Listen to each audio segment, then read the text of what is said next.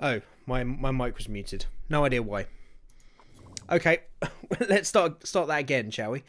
That was supposed to have unmuted, it didn't for some reason. Welcome along, everybody, then, to the endurance stream. Welcome back. Evening, Fox. Thanks for letting me know that. So I guess I'll retrack everything that I've been saying to myself, pretty much. So yeah, this is a unique opportunity. Unlike all the other Motorsport Manager series I've done, we get to build the new car together, and I get to get your help and advice. And then none of you can complain if we do it wrong. So I put the stream on a lower latency, so hopefully I should be able to get your feedback a bit quicker. It will reduce the quality of the stream a little bit, but for a game like this, it shouldn't really matter. So what have we just done there? We've just signed Nico Rosberg to the team then. And means we've got 3 driver slots left. I guess the other thing we'll have to discuss...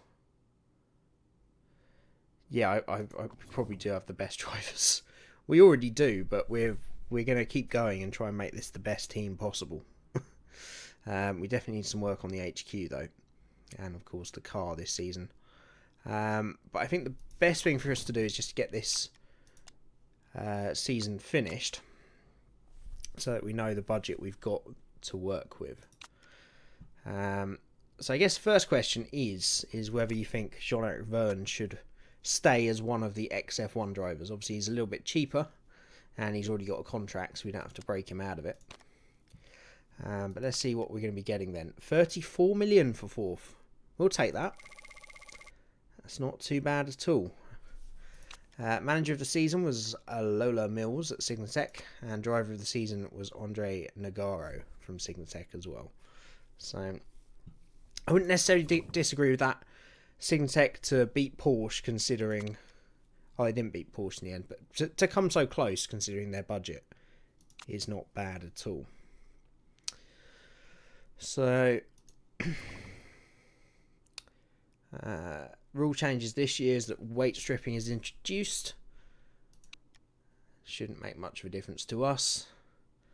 TDS have been promoted and Bicolas have gone down to LMP2 then. So obviously, like everything else with this mod, we have this promotion and demotion. And we can design this year's car then. So I am starting a bit earlier than I thought I said we were, so I will just maybe hang around for a few minutes and see if any of the other regulars drop in before we go to design that car. Otherwise, you and me will do it together, Fox. I've no problem doing that. And then it's all on you if we do it wrong. My voice is already going because I've recorded an awful lot today, so hey. Jacques Villeneuve will be one of the weakest drivers. His potential is huge though, and given the chance to improve, he could be one of the best drivers around. Yeah, I don't really think he's going to improve too much at the age of 45. So he's got high marketability, but he's not going to be the best driver. That would just sort of be for nostalgia's sake, and he'd probably be quite cheap as well. And it's very true in that he is a complete and utter pessimist. That they got that right, that's for sure. Yeah, well, that makes 2 of us, Fox. I've no idea what I'm doing either, to be fair, so I guess we can stumble along together. I guess we can have a think about drivers while we wait and see if anyone else turns up. So I'm quite inclined to leave Vergne. I'm quite inclined to put Rosberg into this car and make that team the best it can be. And then we bring in maybe just 2 drivers to replace Trummer and Gonzalez. I don't think the contract is up. Now, he's still got 13 months left on his contract. It's going to cost $1 million to break it with Vergne. So I feel we should probably just leave him in the team for the moment. So it's just thinking of people to replace Gonzalez and Trummer then. So let's take a quick look at the options we've got. So Button I would love to have. We would have to get him out of his reserve contract. But I feel he'd be a good team leader for car number 2. I'd love to have Barrichello in there. I don't think he's really going to... Well, he would be good enough. His fitness is a bit of an issue. Probably mostly because of his age, but it would be quite good to have him. And I know both the other drivers are better than Verne, but this is the XF1 team, remember? And they don't fit that bill, I'm afraid. Every driver has to be an XF1 driver. That's just our rule as a team now, for some reason. So that's why we're replacing them, really, at the end of the day. So let's take another look. Heifeld, possibly.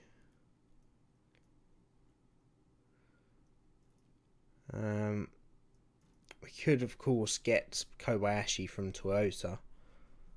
Wouldn't be a bad idea. I do really want Button in the team, though, just for a personal thing.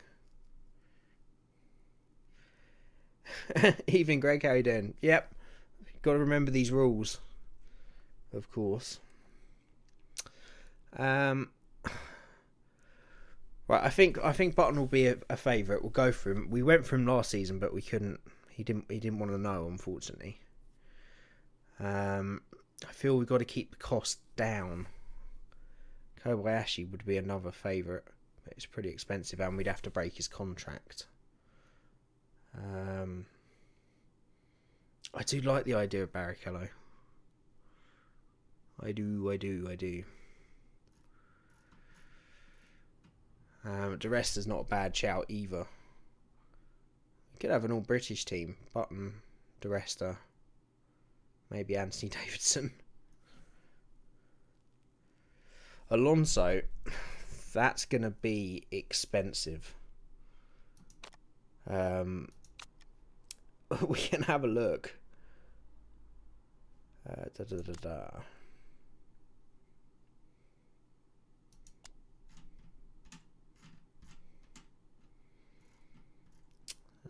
McLaren, Alonso. His current contract is $2.5 million a race. At the moment, we're making 1.4 a race. That's really cutting it fine, I think, on the budget. Alonso is not going to be an option, I'm afraid, until he's left McLaren. Which he will at the end of this year, to be fair. So it might be possible once we're doing better. But at the moment, I cannot afford that. He'll probably take a bit less, but he's still going to be expensive. And it cost us 19 million to break him out his contract. So unless we want to race in, like, soapboxes next year, I don't think so. Right, I think everybody is in that needs to be. So let's get going with the car then, shall we? 12 million was saved from last year, so that means we have 60 million for this season.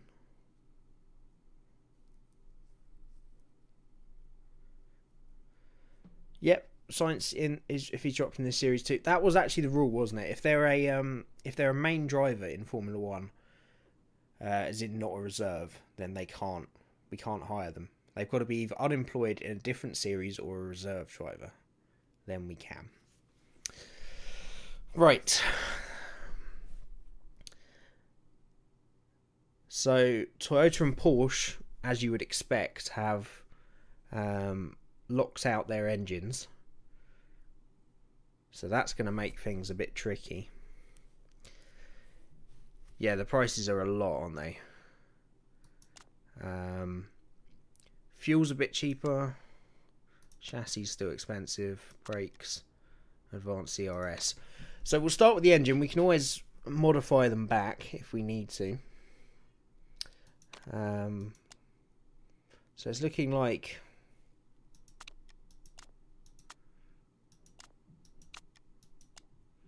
Audi or Renault are the best engine. Now, maybe you guys can clarify something on this. How important is the rating that it gives the car, and how important is the base stat modifier? Which should I be prioritising at the end of the day? Where did all these rules come from? We've always had these rules, Fox. It's the XF1 driver team. They're the rules that have been kind of loosely established, but maybe never said out loud during the last 9 streams. What are you on about? Right, so Renault may be favourite because it will give us the best fuel efficiency and improvability, but they're quite a bit cheaper than Audi. But obviously the base stat modifier is higher for Audi, so what difference does that really make? That's what I'm asking. BMW are just too expensive, just like in the F1 mod as well. Obviously very good engines, but way too expensive. I would say Renault. But let's get your votes in the chat. You just need to get the top third with your stats to get bonus.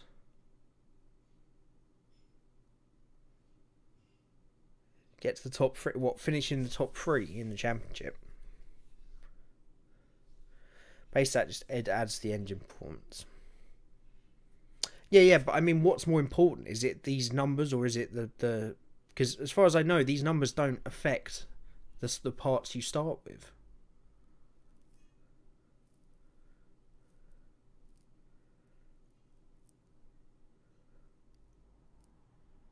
No, top third of all your competitors. Okay, we agreed on Renault.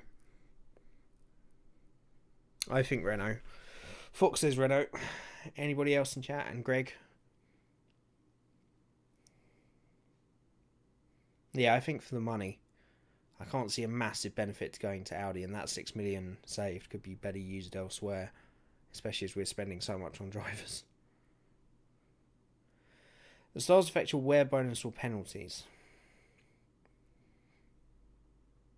Okay, so it's just like modifiers, not necessarily the actual performance of the car. That's done in the factory. So it means very little, really. Obviously, the benefits are good. Renault's good. Okay, we're going to go with Renault provisionally. Fuel supplier. Shell. Golf. Mobil 1. That's a really good price for Shell. Discounted price. I'm not sure why that is. Why they've given us such a big discount. I feel that's hard to turn down. Especially considering it's not a massive difference between Total and Shell.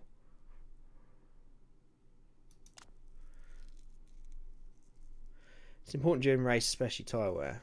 Yeah, but it doesn't necessarily affect how quick your car is at the end of the day. That's what I mean. But I know what you mean. I know what you mean. That's why we do spend so much money in this part of it. I think it's got to be Shell, isn't it? If anyone thinks any differently, they can say, and we can go back and change it. But for that discount, why not? That's a good opportunity to save some money.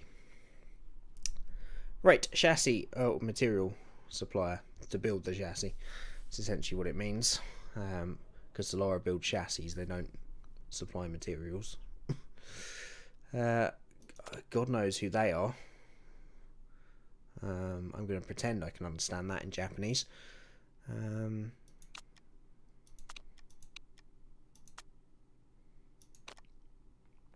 Right, so best all round would probably be Orica.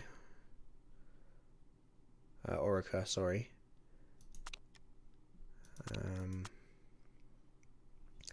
Dallara a very close second, but it's only $1 million difference. It takes it up to 35 million. It's still not too expensive. And tyre wear and tyre heating I've always felt is a bit more important than fuel efficiency and improvability. Especially in a long race where saving a pit stop could be very useful indeed. So I'd say we spend the money on this and go for Orica. But top supplier is 2.5 stars per for both tyre wear and heating. Dallara is 3 stars each, and then it's 3.5 tyre wear and just under 3 tyre heating for Orica. So I guess if we want the best tyre wear, we can go for Orica. If we want a best all round, we can go for Dallara. And if we want to save a bit of money, we can go for these people. Yep, Orica. Okay, let's do it. Brake supplier. Right, so Cosworth puts it up to 4 and 3. Just a little bit more for Brembo. Massively improved for Bosch. And Magneti Marelli. Very little difference. Slightly better tyre heating for Magneti Marelli. Much better tyre wear for Bosch. Takes it up to 43 million. Go for Bosch. Bosch. Bish Bosch. I think we do. I think tyre wear is going to be important. So, should we stick with Bosch? Looks like it. Again, if you think anything different, we can you can let me know.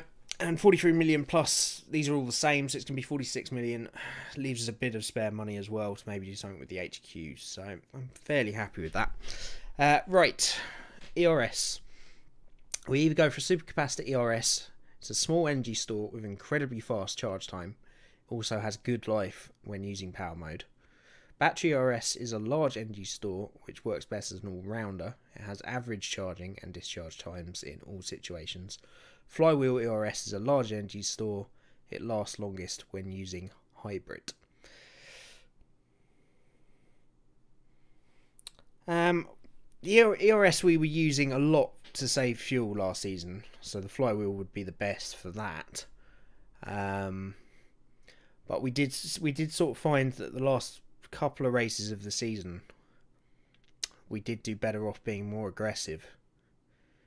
I feel like supercapacitor would be the best thing to use to overtake cars, but we can underfuel a long way if we use flywheel.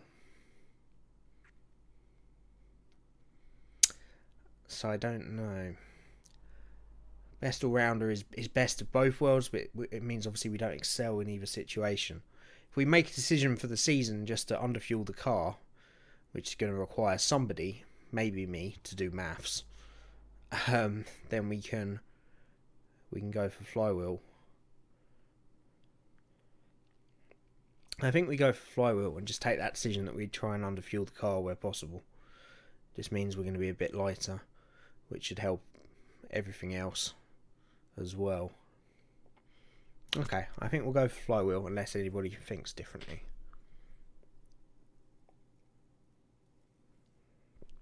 I think this is all about managing the car, doing the least stops with the least fuel over the course of the race with a race this long. So I think flywheel is probably the best.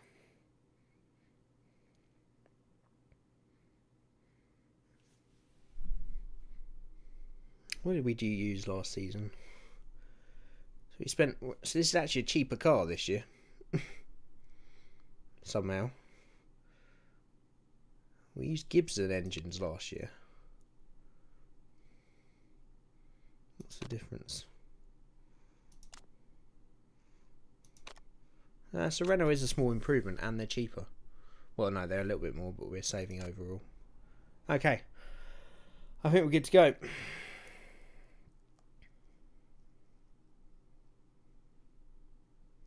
Yeah, hopefully we get an event. I think that's our car then. 46 million. We save a bit because we went for the financial background. So 44 million. It's expensive, but you know, this is LMP1. It's not quite as expensive as F1, but it's, you know, they're still expensive cars, and that's why we saved the money. And we just about saved enough, thankfully. Right, well, we'll get that building. Take another sponsor on board because we can't get rid of them even if we improve our marketability. We got 5th or above there for Certina. Are either of these results based? No, so I think we might as well take a results based one. Because I feel we'll get 5th or above most of the time. And that's an extra 400,000. So we'll go for Certina. Get that on the car, the very unpainted car at the moment. And we'll get moving then. Right, so we've got 16 million. Obviously, as you say, we've got to save a little bit for the odd event to try and make the car as good as possible. Our HQ is what's really weak, so I feel we can maybe spare for one building. So we have to decide what.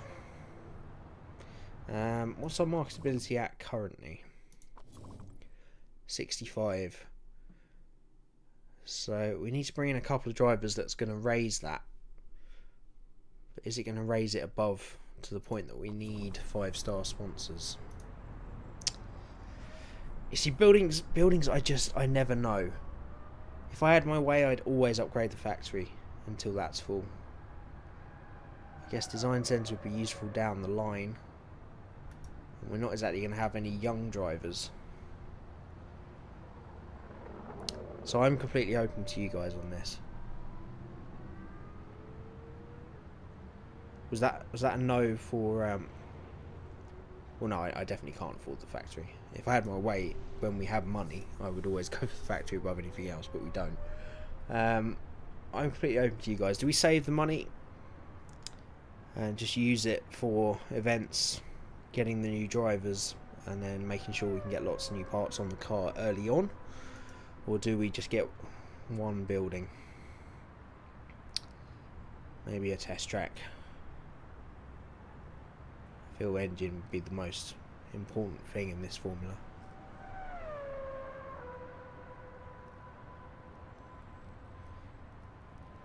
That was no 2 sponsor choice. Damn delay. The delay should be a lot less this time round. Obviously not. Staff Centre is the cheapest. But I say we're not really going to have young drivers, so I don't really see the need to improve. What did we do wrong on the sponsors, Greg? The other 2 were 1-star sponsors with very low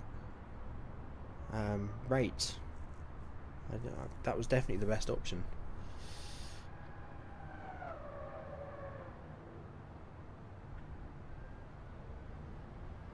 Weakest in design, performance, and staff and brand. So I guess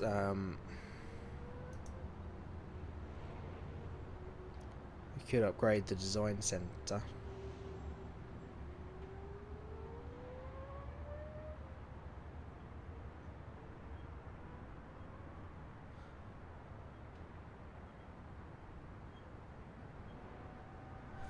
For race, 238,000 per race. Yeah, I don't feel we're going to be getting the sponsors, the marketing up anytime soon. It's just a 3-star sponsor. I don't think we're going to get to 4. We might with the other 2 drivers, but I just felt it was the best one to take. Anyway, it's done now.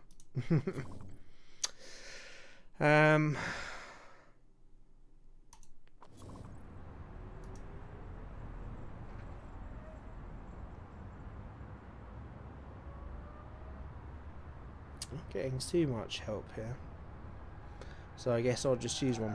I think design centre is where we're weakest.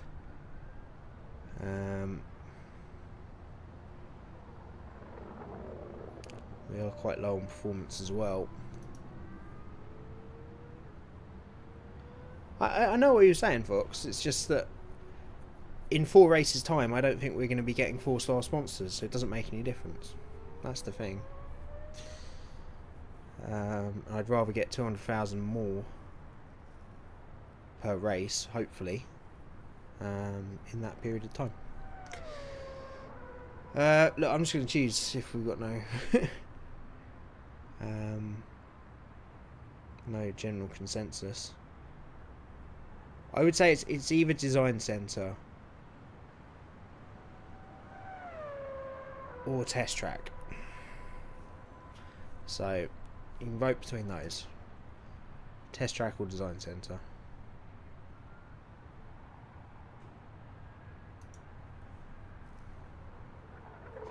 I think I've really got to put it on an even... There is an even lower latency setting, but I don't know how quick that will work. Test track is engine, driving cornering, and driver overtaking. I feel as engine's the most important of the parts generally, or the biggest gains you can make. I think test track's probably the best thing.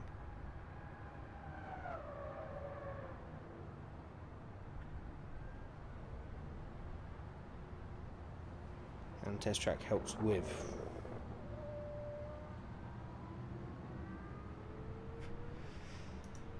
And Design Centre will enable us to build a wind tunnel, tool centre and helipad, which will help for better sponsors later down the line. Wind tunnel will help for, I think it's front wing, isn't it? And minus 0.3 days to the part design time. Test Track, I think Test Track as well, so yeah, we'll go with it. Let's get it done. Save a little bit of money because of our financial background, and the rest of the money's obviously then it's going to be on events and our new drivers. So now that we know what we've got to spend,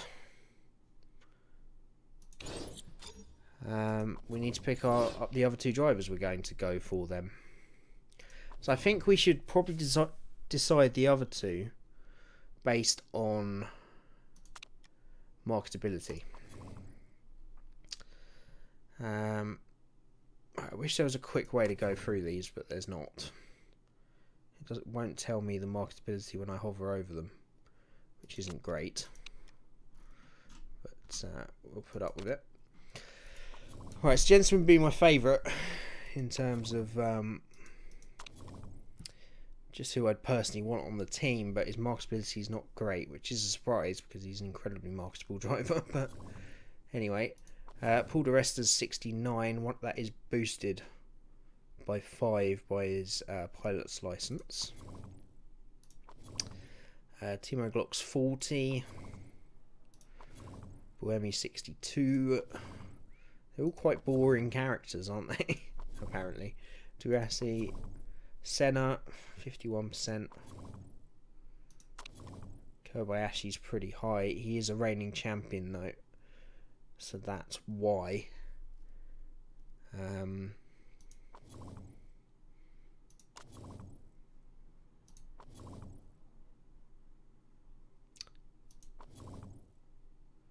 PK Junior, 87. It's boosted slightly by Club Goer, but that's a good base rate.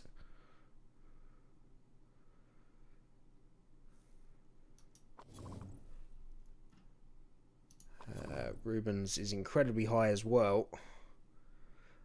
I do worry about his fitness a little bit, especially in a in an endurance race.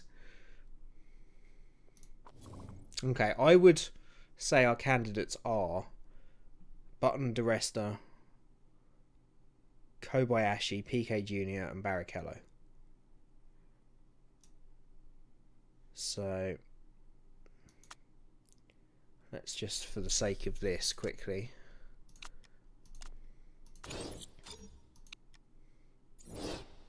just put stars next to them. And what do you think?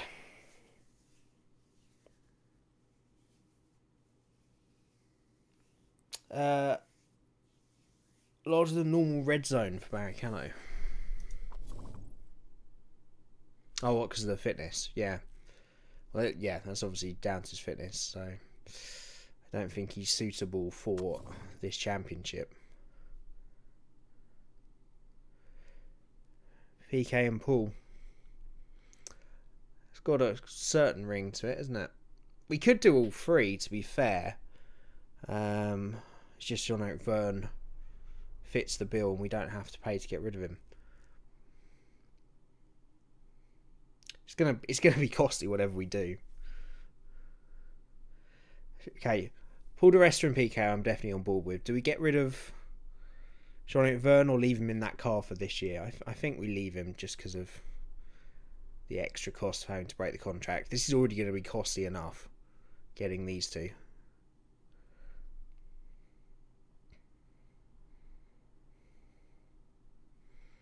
Should try going after one unemployed driver. Yeah, but who? Highfelt, not massively marketable. We could go for one unemployed instead of Verne, I guess. That could make a bit some sense. Gutierrez, big in Mexico, not around the world though. See, we're getting to some seriously questionable drivers in terms of their ability by this point. PK must have just signed a contract. Yeah, most likely. 2018. I mean, he's a great call, and if we're going to get better sponsors, this will pay for itself, getting him out of the contract eventually. Right, I'm gonna go for PK. Definitely. I can't always guarantee him the best car when the other car's got Mark Webber, Rob Kubica, and Nico Rosberg in it. So we're gonna go equal car. I presume he's gonna want more than he's got already. So we'll start at 427 and see what he does. You prefer a short contract? I'd prefer a medium one, to be fair, but we'll go short just to keep him on board. He doesn't mind who pays, so he can pay it all. Signing on fee. I never know where to start with these because their patience can go down. Lower salary. Okay. So we go just below what is already being paid. I guess we can offer him a slightly better car than Rebellion, so maybe that'll be on his side. We'll try his 364 then. Bonus size is quite important. I always just go target first with this. Does anyone know if they differentiate between the target position and what they're put on for? Nice is about 5 clicks over minimum. Perfect. Okay. 1, 2, 3, 4, 5. 2, 2, 5. Okay, we'll start there. Because I normally just offer them loads for first, because then I don't mind if they've won, because they've won. But again, I really don't have enough experience. I should do by now, but I really don't know where I should start with that. I think that all that looks okay. Let me know what you guys think. Let me see if I can change the latency option while it's streaming. No, I can't, unfortunately, once we've started. So I'll try the ultra low one next time.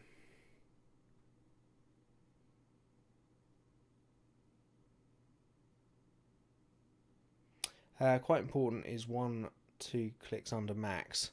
Okay. We'll try 2 then.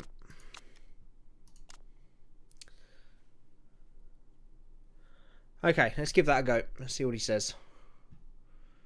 It says contract length to the end of 2016. Doesn't that mean 2017? Because isn't it 2017 now? Is that right? Before I say okay, should we maybe try going for a medium contract with him?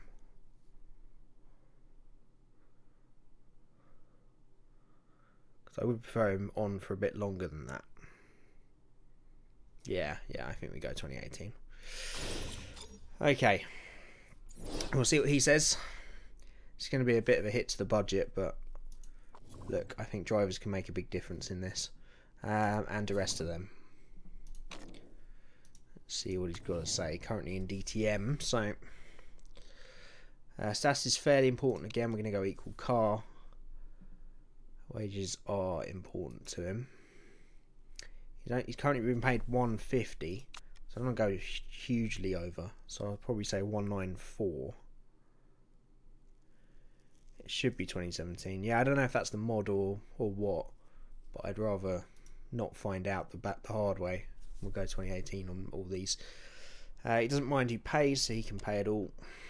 He's got enough money, surely. Nice signing on fee. We'll try 5 again then. 2, 3, 4, 5. Bonus size is important, I presume means is more important than quite important. So again, we'll go first. Again, I don't mind with this because if they're winning races, it means they're beating Toyotas, so I don't care because our prize money will be insane if we win the championship. So let's go 2 down, I think. I think all that looks okay. You guys can check it over quickly. and let me know if I need to change anything. We should have a second chance anyway, if we do get it wrong. I've got a feeling he'll want a bit more money than that, but because the drivers never seem to do it logically. You think, oh, they're being paid 150,000 at the moment, they're going up and driving in LMP1, so surely they would want to do that for the same amount of money, but they don't. And if they're winning, it pays for itself. Yeah, exactly. I think it is less than quite important. Okay. I guess quite means more than important. Yeah. Maybe we'll try one click down on both of these then. Yeah, I think we're happy with that. Let's see what he says anyway. And onwards we go.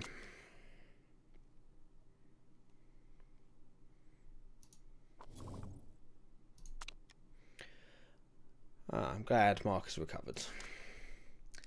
Okay. Last chance. Great. So he wants a better signing on fee and more wages. Yeah, it's still 2016, so it hasn't ticked over. So I'm worried about if we do sign them, if they'll suddenly leave in like a month. I'm sure it won't, but it's just I just don't want to run that risk. Okay, so we have one last chance to pull them. So what do we offer? I guess signing fee, the max is 337, so maybe go one under. Wages, the max is 485. I don't want to pay him that much though.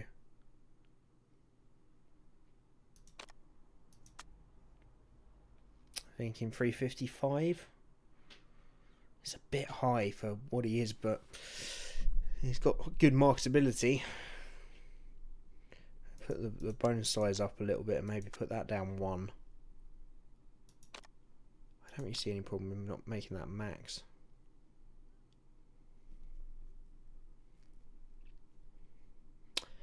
I think that's the max I'd be willing to go for him. Go 300 max for salary. 1, 2, 3. 388. Okay. I think I'd be happy with that. We are spending so much on drivers, but that's what I'm thinking. Like, Paul di Resta is in DTM. He's being offered an LMP1 drive for more money than he's already getting. Why should we have to pay him this much? Surely he would just want to come anyway. I think 323. Fox said 388. Let's meet in the middle and go 355 and see what he says. Right, PK. All looks okay.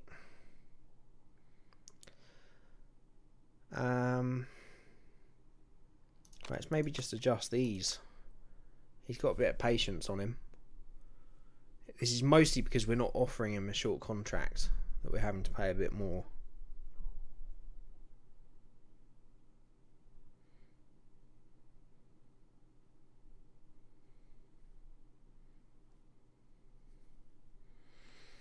It should be. I'm sure there's a slight element of randomness to it at the same time, but you're probably right. Yeah, I think we've got plenty of time with Nelson. He's not exactly pissed off, so let's just add those up a little bit. I don't want to change the salary because that's going to be a lot more expensive in the long run. It probably is because we've got deeper pockets. Yeah, you're right, Greg. Yeah, you'd expect to be paid more working for Rolls-Royce than you do Fiat, I guess. It's that kind of mentality.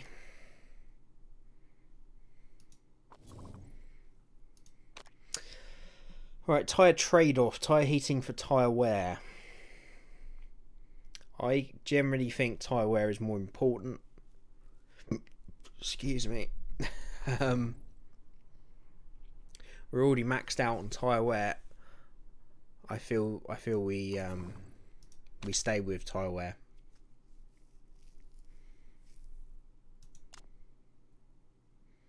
Oh, Bradley Spicer, no. Yeah, I don't think we should do it. Who was Bradley Spears?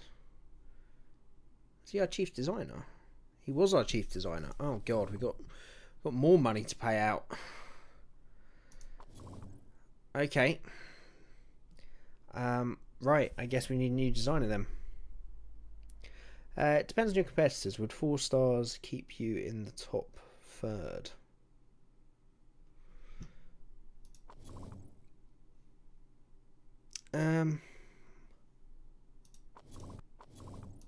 Is that something we can find out at this point? Oh, I guess it is.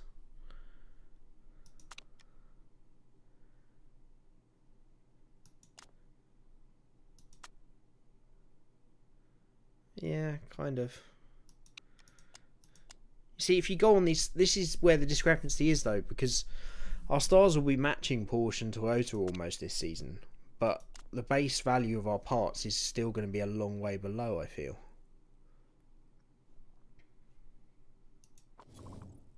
Hence why our car is still 4th quickest.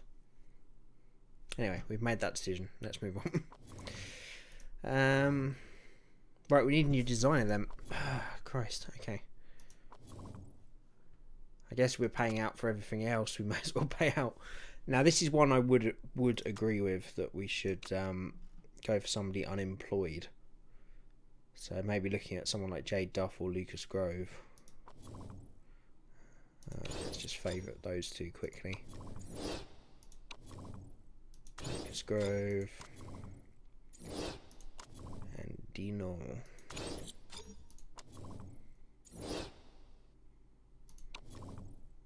Right, let's take a look at those 4 or 5.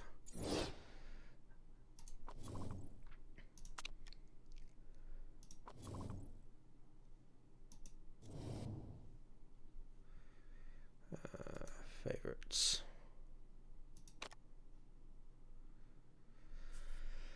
Okay, so what are we looking for out of designer? Grove is the only decent one. You see, how do you know that? I'm not questioning it. But how can you tell that so quickly? Is it just because of the weaknesses in one certain area?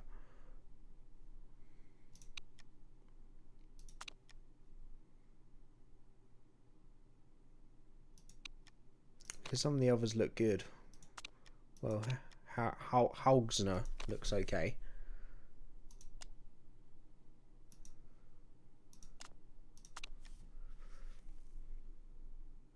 Doesn't have an epic or a legendary though.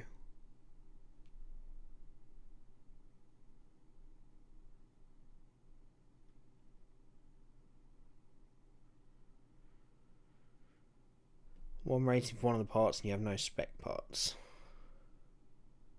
You need to be able to change. Okay.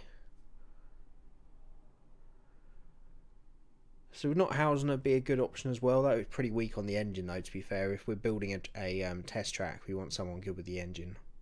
Okay, I see your logic. You're just much quicker to the punch than me, obviously. Okay, Groves. Alright, we're back to this again, are we? Long contracts. I never know what to pay these people. Fairly important. 300. Expensive, these people. Prefer a signing on fee, but not bothered about it being nice. Not important, not important. I'll say that as a starting point then. You can let me know. About 200 max. Okay. Ah, that's what we were on. Perfect. Signing on fee okay. Maybe 1 up. He is unemployed, so you're doing alright if you're unemployed and suddenly get a job that's giving you 300,000 per race. You're doing alright then, let's be honest.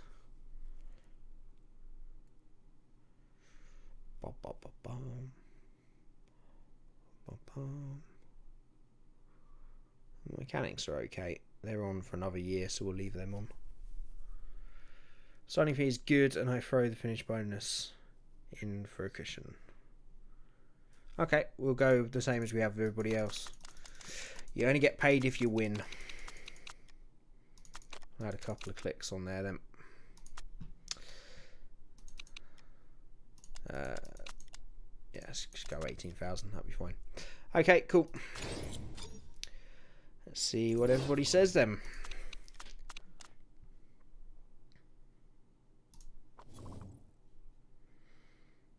Oh dear. Okay, renegotiation from Nelson.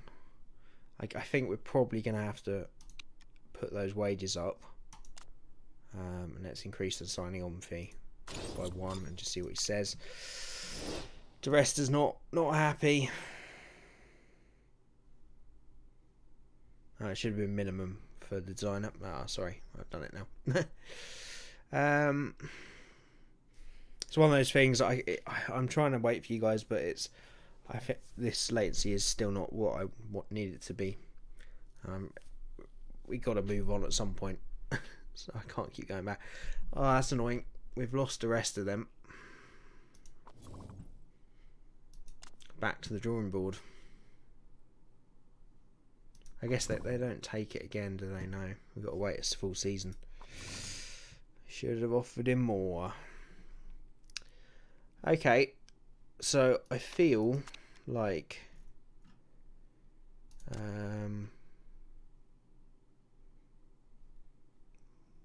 we're looking at either Kobayashi or Button.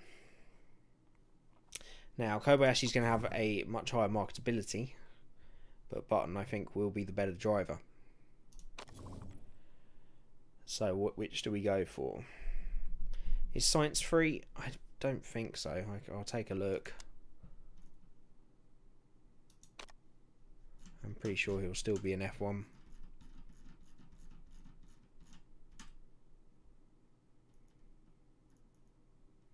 Yeah, he's still driving for Renault. So he's not, unfortunately. He is cheap though. We could break our rule.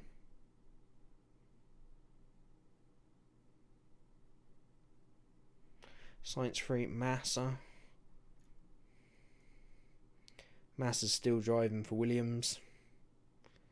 The list is we've been through this. The list we've got is this list. If we're going to stick by our rules, or we could try and pry Science away if we're willing to break the rules.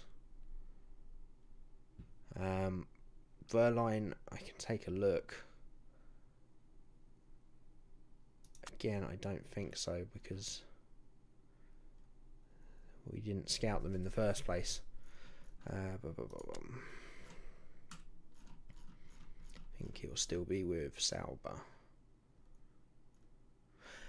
Actually, we could get off on a technicality here because who's been demoted to Formula 2? So Verline. Oh, he's not really marketable though. I really need to get these sponsors up. That's the issue. Yeah, Sauber were demoted. I was thinking about that. I really want to get these sponsor levels up though. Evening Sims, how you doing, my friend? Yeah, guys, if you want to help, comment away. Let me know.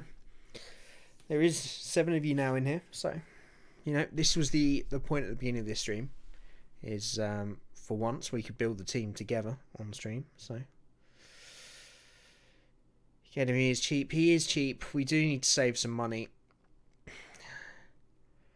It's just the marketability I worry about. That is too good an opportunity to miss, though, isn't it, on a technicality? Okay, let's go for Verline.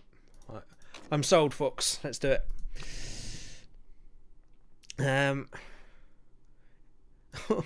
What?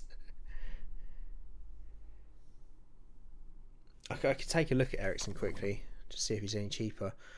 It's stupid. He's currently being paid 11,000 per race, and he wants 121,000 minimum. I'll take a look at Ericsson. Ericsson's not brilliant though, in general.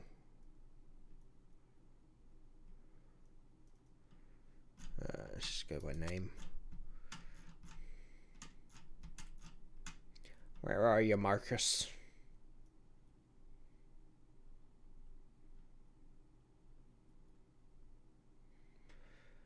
Not here. We probably need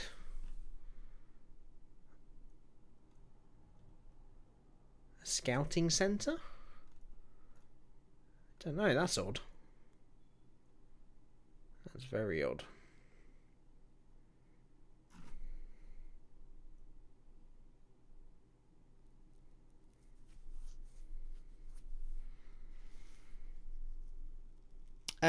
Yes and no. So, Endurance is the most recent DLC, but this is also the fire mod. But it's not recent, as in it's been released that recently. It's a few months ago now. 2 months ago, I think. Might not be able to race in Endurance. Ah, good point. Yeah, I've only got Endurance selected, haven't I? Very good point. That might be why. Okay. See, my heart is saying to just go for Button, but he's going to be so expensive.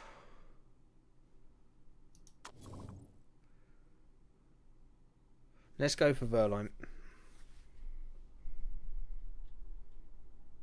Yeah, we'll go for Verline.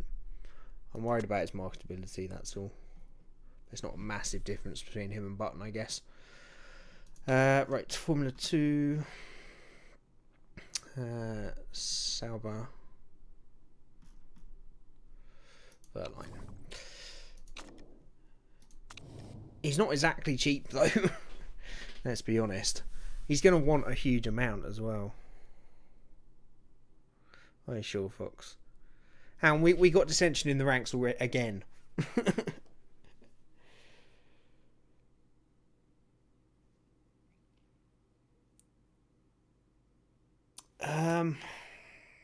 He's going to be cheaper than Button, isn't he? Let's put it that way. Is he going to be better? Let's just favourite him, get him out of the way, get him onto that list. Is he going to be better though than someone like Kobayashi? These are all around 3 stars. I mean, even Degrassi has better marketability than him. And Buemi. Buemi's not a bad shout. But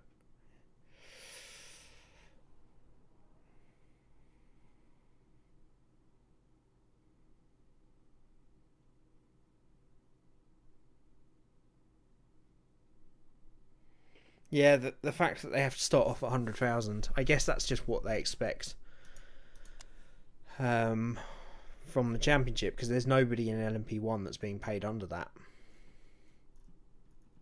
I wouldn't have thought. No, so I think it's just a baseline for the championship, really. Oh, let's stop beating around the bush, shall we? Let's go for Verline. Let's just do it. Where's he gone?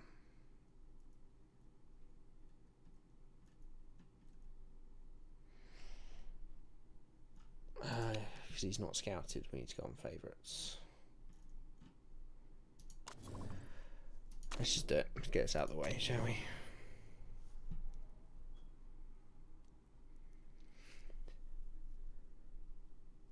Timo Glock is cheap. Timo did, yeah. Timo raced for Toyota for quite a while and then Virgin. Hence why he's on the list. I'm just going to go for Verline. I think it's too good an opportunity. He's a good. Right, equal car. I'm gonna go 2 clicks up because I know he's gonna want more. I don't want him to just turn me down straight away. Short contract. Yeah, let's give us the option to get rid of him next year if we have to. He can pay the buyout clause even though it's not very much. Actually, we can probably go team pays all to just help him out. Nice signing on fee. So 262 is quite important. We'll go first and 18 then.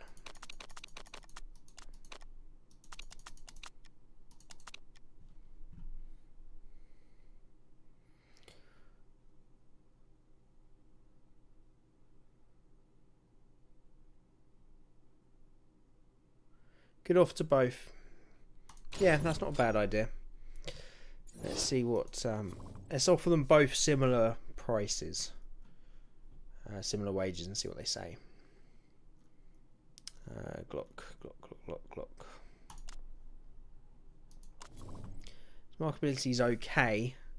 His fitness is pretty good. Yeah, he's not a bad idea. Let's offer him a similar contract, about 162. Let's go one up, I guess 195. Equal short contract. He can pay that. Christ, 600,000. Similar signing on fee. Bonus size 1,018.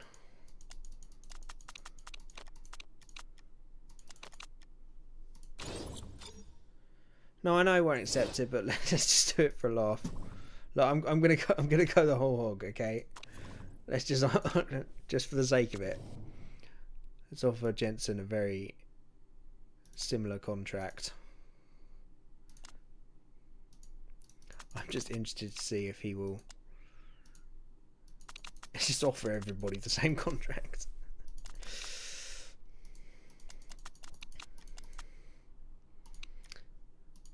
I'm tired of discussing this. I'm just gonna send it to everybody, like send to all from the emails. Yeah, I'm look, it's the idea of starting 50 minutes early was so that we could get this done and start on time, and we're still going with drivers. Let's just get it done, shall we? Right, at least Grover's on board. That's the main thing. Well, it's not, but you know what I mean. So that's one offer accepted.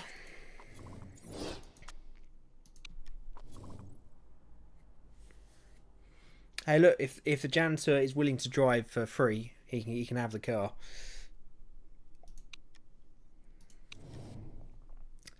Last chance, yeah.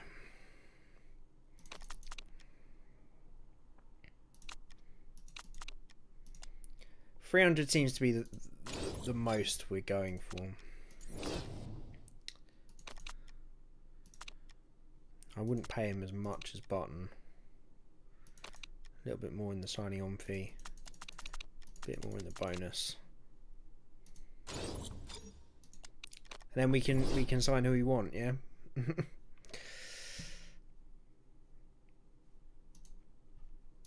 Oh, not even PK said yes. He's really hung up on that short contract thing.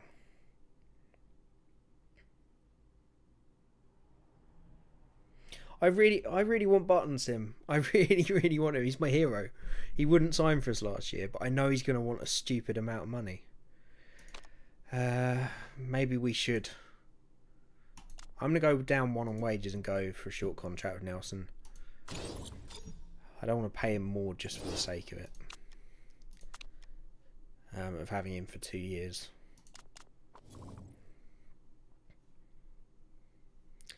And hey, look, if 3 people say yes to this, then I don't think Pascal's worth quite as much.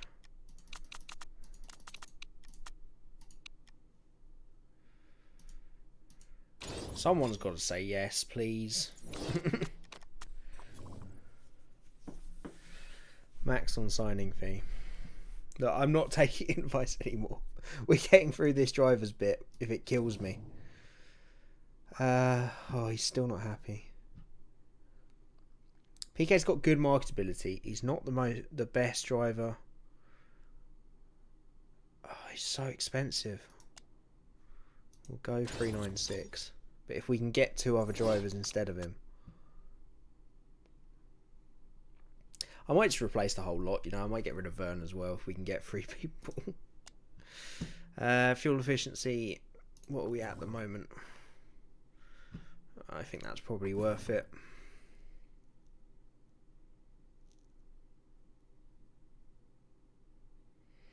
I think quality of drive in general, Verline's too expensive. Yeah, I think so.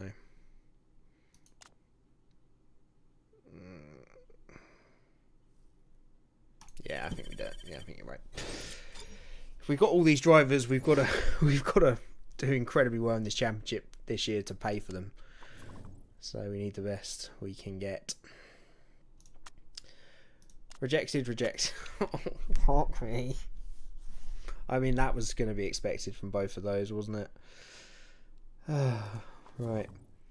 So PK is the only one we got at the moment who's still considering it. The rest said no. Button said no. Glock said no. So I guess we go to Toyota's drivers. Buemi and Kobayashi.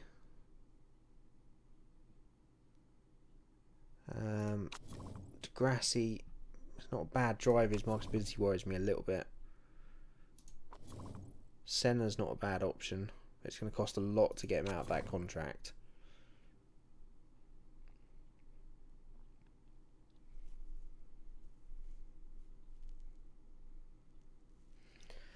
Oh, I'm not breaking these rules. We've stuck by them by too long. If I'd been playing this on my own, I would have paid through the roof for Jensen for no reason. So I guess it's best. Best option there, I think, is Buemi. It's going to be the cheapest to break the contract. When you offer the most. Yeah, they still don't sometimes. What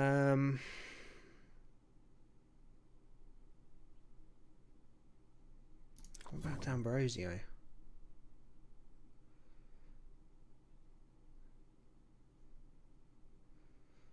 That's not bad, cool. It's fairly decent. Let's see what he says. I don't really want to give him too long a contract at the age of 31. Not important, not important. Ah, it's not bad. Seems a bit odd sometimes, or at least unrealistic. Yeah, it seems to go to strange trends sometimes. Let's go for D'Ambrosio. Be a cheaper option, I think. We're kind of pinning all our hopes on car 1 anyway, so. Furline said no. He's a right stuck-up little git, isn't he? He wants like 400,000 a race, and he's currently racing in Formula 2 for 11,000 a race. Oh, thank God, PK. You're a superstar. Welcome aboard. Let's not get this wrong. I'll replace Gonzalez for now.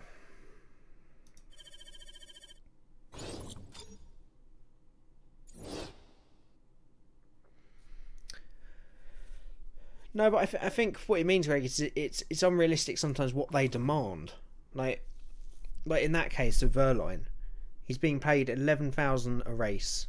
He's just gone down from Formula 1 to Formula 2, and he's being offered an LMP1 seat in a fairly top team for 396,000 a race.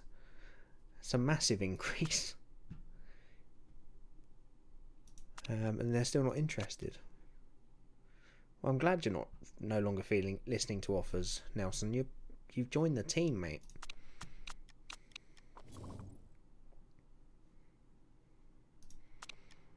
Oh, Marky boy, what are you doing? He's not been a good buy, really. He keeps having a dodgy neck or a dodgy back, and now he's got a gambling problem. Spent enough time in the casinos to know an addict when I see one, and Mark fits the bill. Oh, Mark. Now even he wants more money. What is it with these people? Oh, let's add on some kind of signing on fee. Small bonus.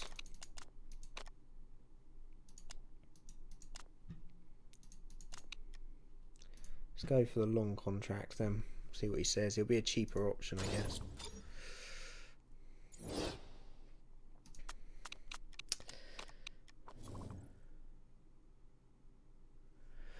We're not allowed reserves for endurance sim, unfortunately. So we'll just have to put up with his feedback. But because the car's shared between the 3 of them, it's okay. Right. Ambrosio has accepted them. I'm happy with that contract. It's a bit cheaper than everybody else. Now, we want to stick to this idea of all XF1 drivers, but it would be better at this point in time to keep Trommer instead of Verne, I think. Minimum on the bonus term. It doesn't matter. We're not going to win this year, I don't think, so I don't think it's a problem. I'm going to... Until we find someone better for Trommer, I think this will be our lineup for this season. I think we've got to draw a line.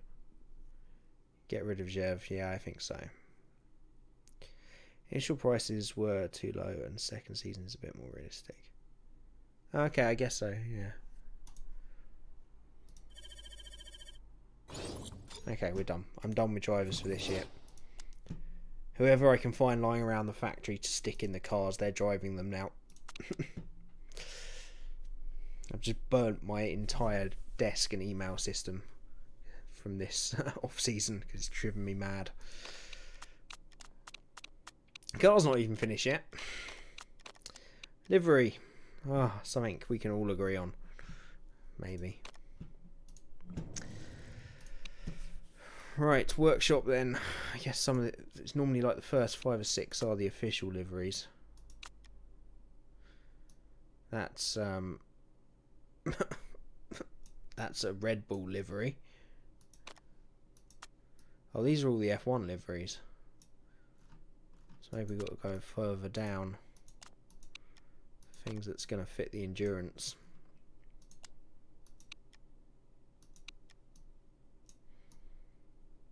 Oh, I do like all red.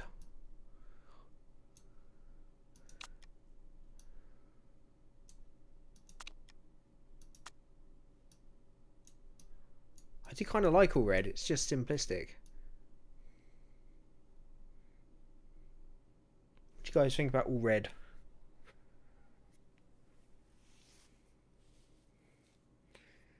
You, Joe, janitor, how are you? You're what? The secretary? Get in there. You can do a fine job. 2 Ferrari. Well, Manor R. That's their colours. They just normally have white on there somewhere.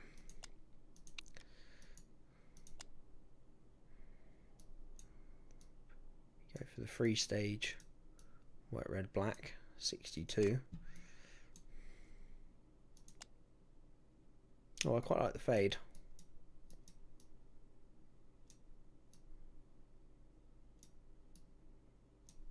Yeah, I like that. As long as no other car is mostly red. I don't think they are in endurance. Oh god, that's hideous.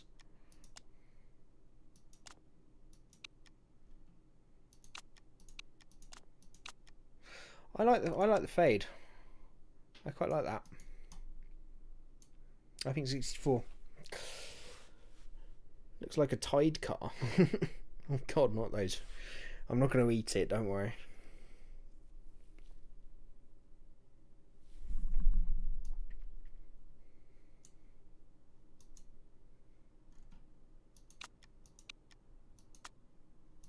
That's quite nice as well.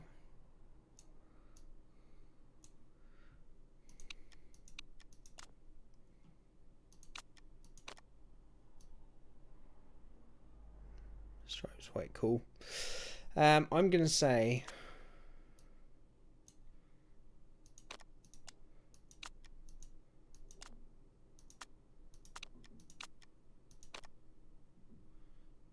either 64, 81 or 86. Put your votes down now. Fade done. On to the next step.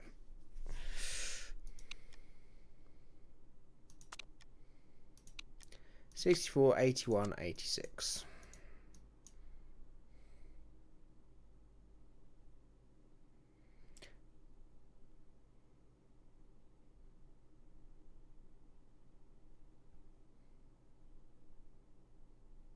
'64 it is. Let's get it done. Sorry, Fox. 2-1. I guess I should have had a vote, but I've kind of given that right up at this point. What are we called? Russian Oil Racing. I guess they haven't changed that screen yet. Right. We're nearly there, thank God. Tyre simulations. Oh, Rosberg, you star. Plus 50 marketability. I think he was already near max anyway. He is now. He's beautiful and doing fast food commercials. What more can you ask from a racing driver? Tyre wear is currently at max, so I'm guessing we don't get any benefit from doing that.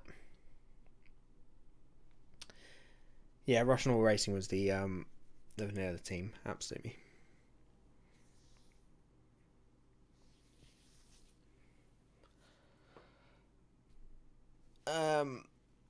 Yeah, I presume if we're 5-star already on the tyre wear, we don't need anything else. Yeah, that's what I'm thinking. I think it can't go above the 5 stars it's already at, surely.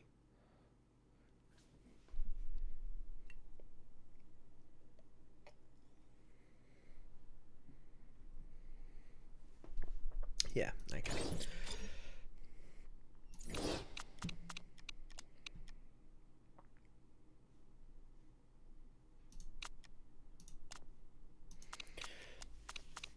The pointless pre-season testing coming up. See how we do them. Webber and Trummer in the car. Not really. I'd put the 2 new drivers in the car, preferably, but anyway.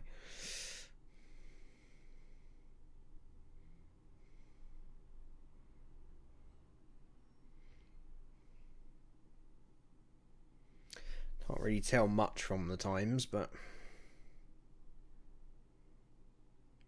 some slight overheating problems for Trummer. 9th and 12th.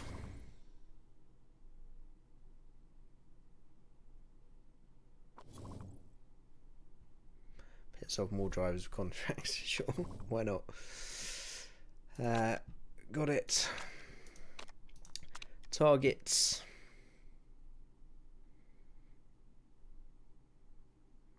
I think we've got to say 4th again, haven't we? I don't know that we can beat Porsche. I'd be aiming for 3rd. 2nd would, I think, be a little bit risky. Yeah, I think we'll go with 4th. It's not going to make a massive amount of difference, that pay. Right, car is finished. Lovely job. Right, let's get it ready then. We will be going mostly for reliability. Getting everything ready. So gearbox and engine first up. Performance will go for engine and gearbox as well. Actually, I think we'll go 20-0 just to try and get it ready, and we'll change it every couple of days. Just shake it about a bit.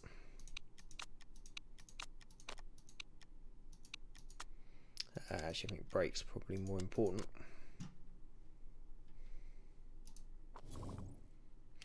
Yeah, reliability is not great for the first race, but we should soon sort it out.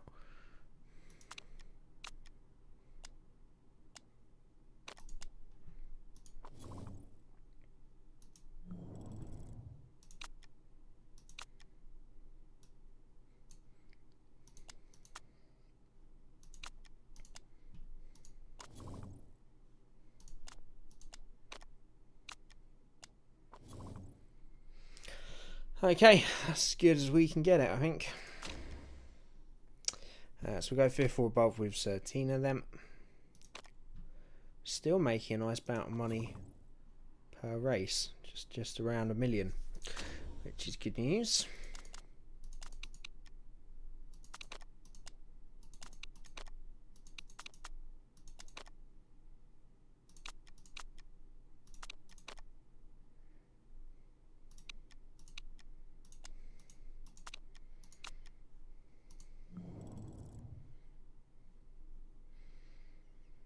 Okay, car number 1 is so strong now. Webber, Kubica and Rosberg. Wow. World beater. Focus on the critical parts. I generally just balance them out. I mean, engine and gearbox are up 60 each. I'm fairly happy with where we're at. Right, obviously we're going to give that car, which is quite possibly the best best arrangement of talent Le Mans endurance racing has ever seen. We're obviously going to give them the better car, which they've almost got. It's 1 point better, but it's got better reliability, so we'll probably keep that way round. Again, we'll put better reliability. Put all our eggs in one basket with the one car. Right. Oh, we can go racing. That was way more of an ordeal than I thought it was going to be. But hey, we built our first car together, finally. Maybe now I've realised why I don't stream this. No, I'm joking. I appreciate all the help. Of course I do.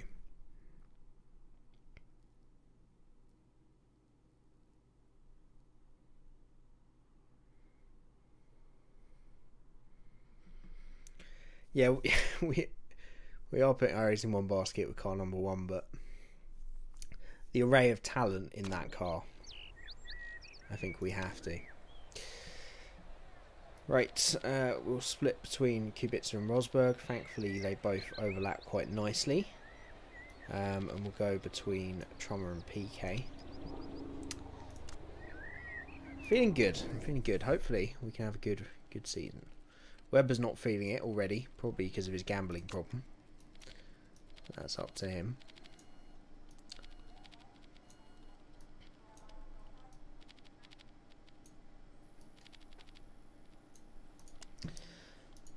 Right, soft tyres. Oh shit, I cancelled it. Of course I did.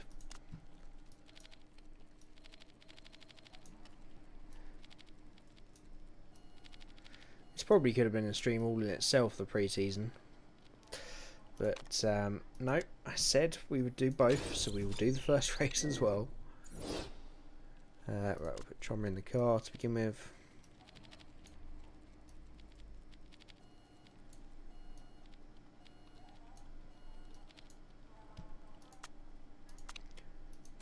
Soft tyres also, and out they go on to track them. Who's the feedback driver in car number 2? I don't know. I just give them all a go.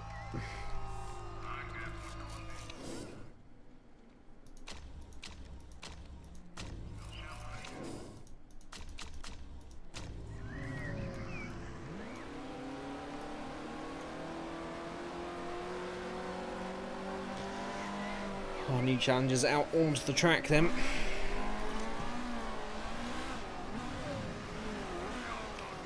It's going to be interesting to see. This is one place where qualifying is important in endurance. The first race of the season we get to see whether we've made any gains on the top guys.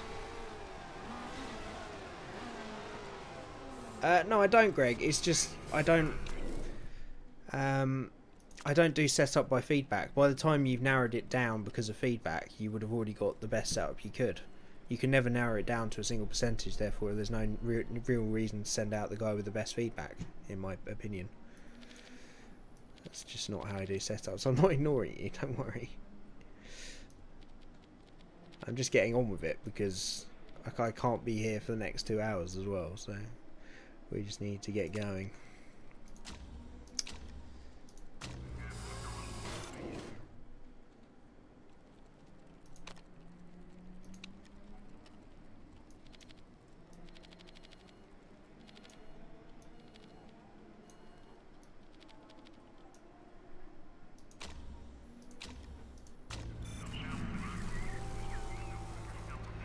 Yeah, cars look nice. I like the paint job.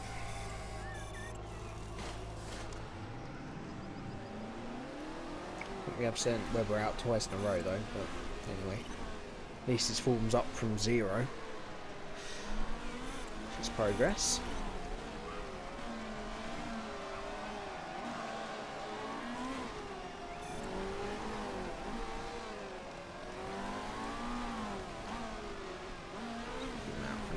Get a bit of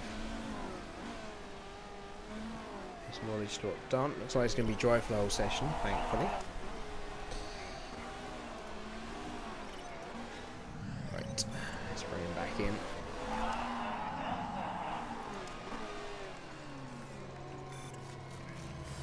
Don't forget to check which stints you do. Race trim and all. I always tend to forget it and mess it up. Yes. Yeah, I always start with race trim, and then once that's maxed out, I move on to qualifying, especially in endurance. Qualifying is really not as important, thankfully.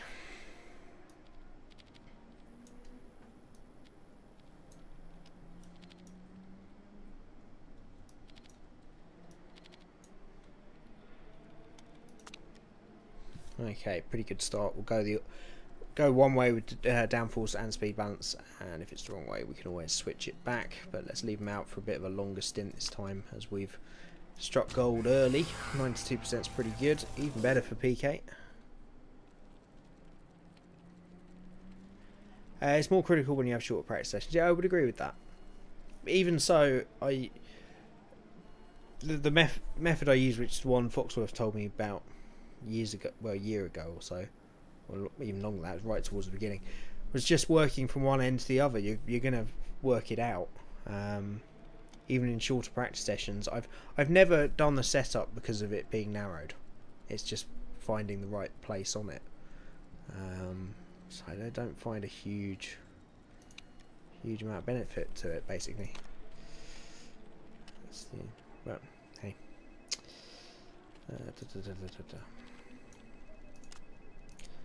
It's race trim, 8 laps. How'd you go, lads? 2 new boys out on track then.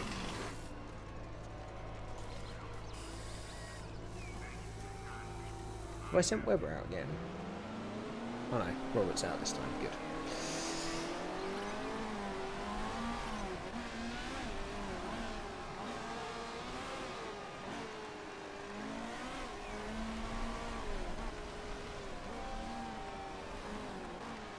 Yes, yeah, knowledge that. Yeah, I guess so. You're right. Good knowledge. No, testing's never broadcast. Sky Sports sometimes do the final day of the final test. You just have to rely on live streams, really. And Sky Sports over here will do a wrap-up show every evening from testing. They do half an hour on Sky Sports F1. I guess you'll probably get some kind of coverage over there. Maybe a wrap-up show after each test, but they don't broadcast the testing. No. You just rely on people live reporting it on the web, on motorsport websites and stuff.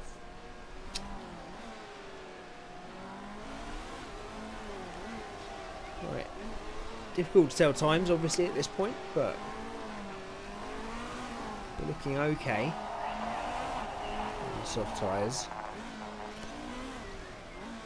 It's looking like Porsche and Toyota are very quick again, as are the Sigmatechs.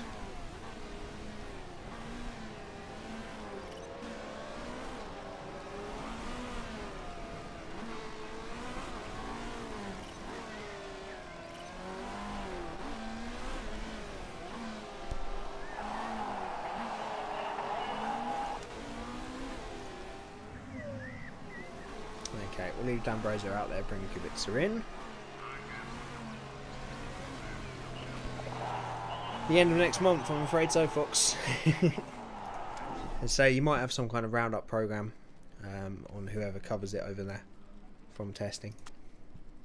But generally, yeah, we just have to be drip fed information on testing.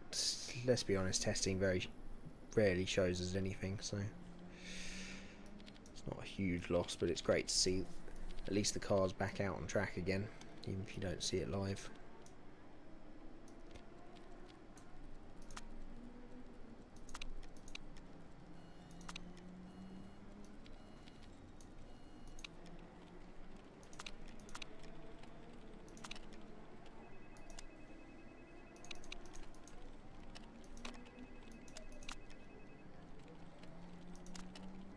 This can be so fiddly sometimes.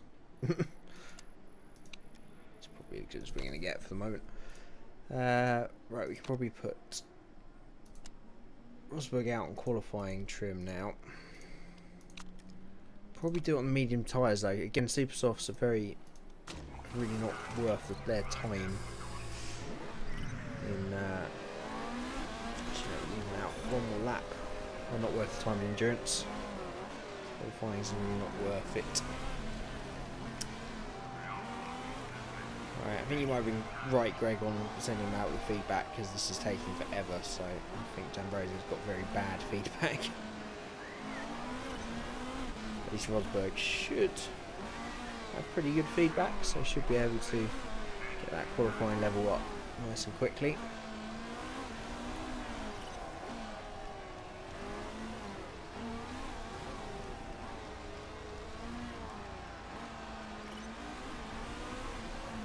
Do it this time round, isn't he? Thank goodness, yeah.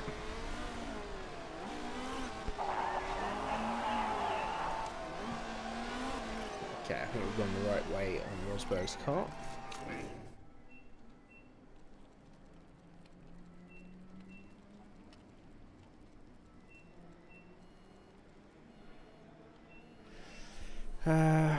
Right, we need to go the other way on speed balance then.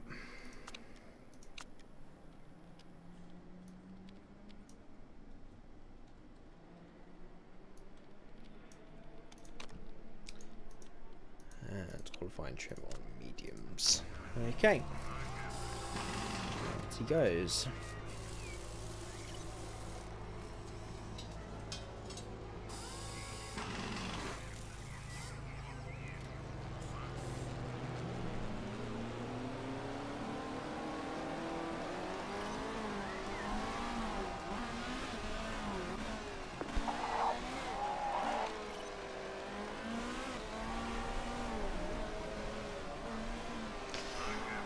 Okay, so big difference at the moment between car 1 and car 2, but obviously we won't really find out till qualifying. Once again, those Toyotas look completely dominant. Well, Porsche isn't too far off, but let's remember Porsche was the quickest car last season, theoretically, and it's still only barely finished second in the championship. So we'll have to wait and see.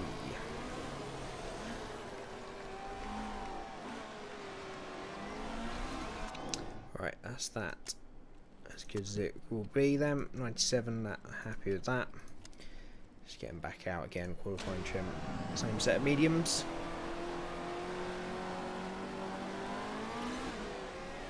There's the classic 2 cars passing for each other. Yeah, I don't know what the race tyres will be here. Whether it will be medium or soft, it's difficult to tell till we get to the race. Fairly cool at the moment.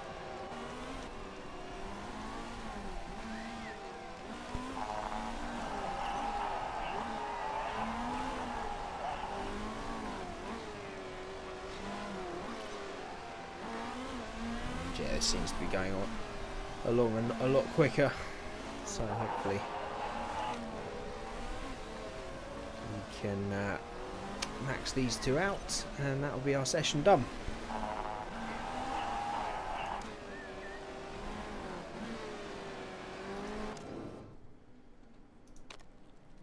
Well, I'm sure Rosberg can finish that off on his own. 96, we probably could improve it a little bit.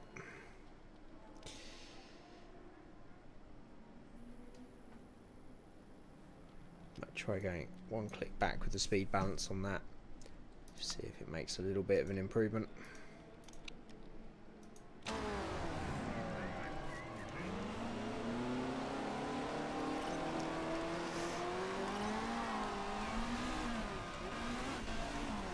Intermediate tyre run.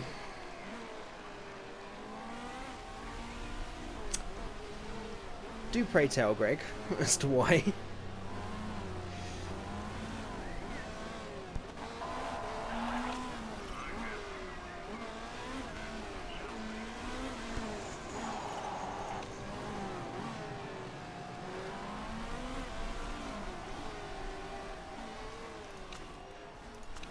Alright, there's no real need for them to be out there anymore. We've done as much as we can.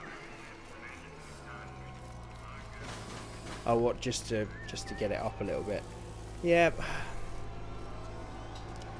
I don't know that we'll be selecting it though. That's the thing.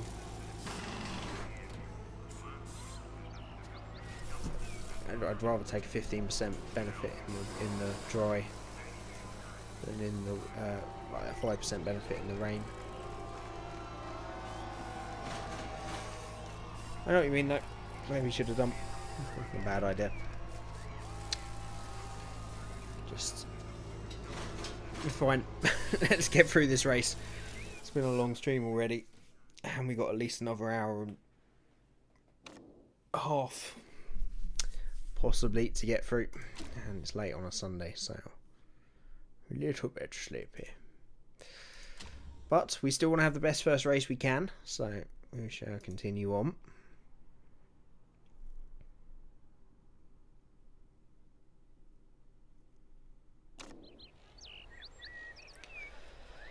Right now we really do have a choice to make. I guess Webber and Rosberg.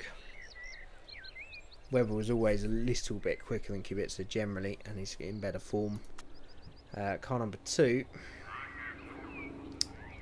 And Trummer's still our best driver in that car. So I think we will go Trummer and PK. Keep the preference the same. And we're not going to be using the soft tyres, but we've got to take something, so we'll take soft tyres in qualifying. And setups look okay. 97. No improvement on that then. Just 96 on both, that's fine. We'll take that. Calculator already 12-time race speed only. Yeah, no, I'm not going to be quite that brash about it. If we're going to be working out fuel loads though, I'm not doing it today. So you guys want to work it out and tell me you can. Right, let's get them both out, shall we? Looks like a dry session, hopefully.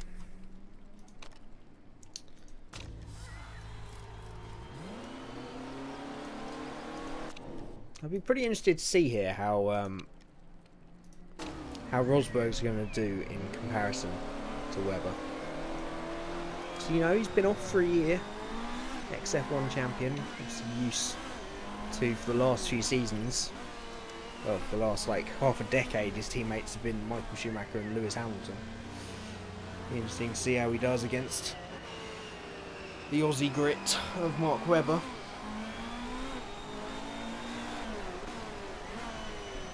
Of course, none of those things are taken into consideration, and nor is the fact that Webber's been driving sports cars for a lot longer than Rosberg. But still, interesting to see how they do against each other.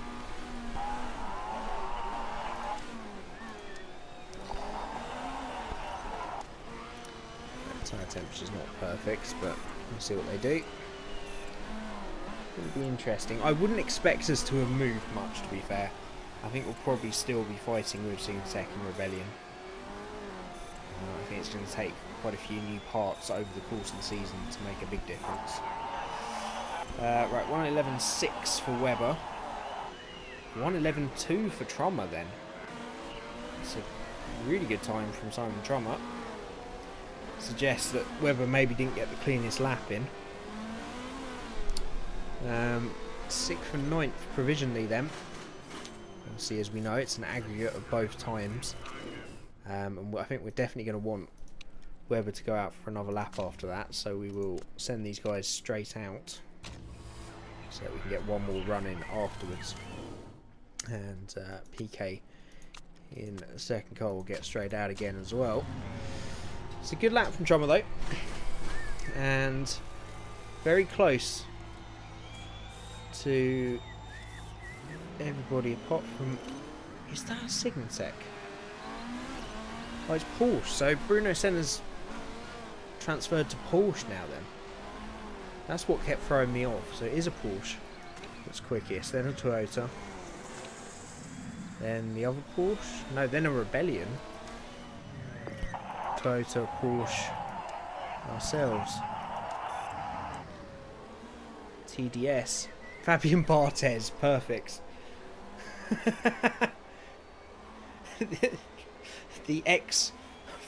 For anybody that doesn't know, Fabian Barthez is an ex France goalkeeper in football, or soccer if you're in America, that now does a bit of sports car racing, and he's now been signed into LMP1 at the age of like 43, having been a professional footballer all his life. Good job game, well done. Well done, game computer. Oh dear. Right. How do we do anyway? Rosberg did a 1:11.1, PK a 1:11.6 then. So pretty even between the two cars, only 400ths between the pair of them. And we're lying 5th and 6th at the moment then, not too bad. Not too bad at all. Great time from Rosberg, definitely an improvement there for Webber. So we will wait a little bit later in the session. I don't want to do 2 more runs. I think what we'll do is we'll send Webber and PK out, because Trum's time is really good. So I feel PK's definitely got an improvement in him. So I think Webber and PK will be the 2 we send out for the final run. Right, let's just blast through to when we're about to send them out. I can't believe Fabian Barthez is now an LMP1 driver. Sure, why not? Excuse me. I think my voice is actually getting better during this. Maybe it's like some kind of strange therapy for it. Or it went so long ago that I just haven't realised it yet.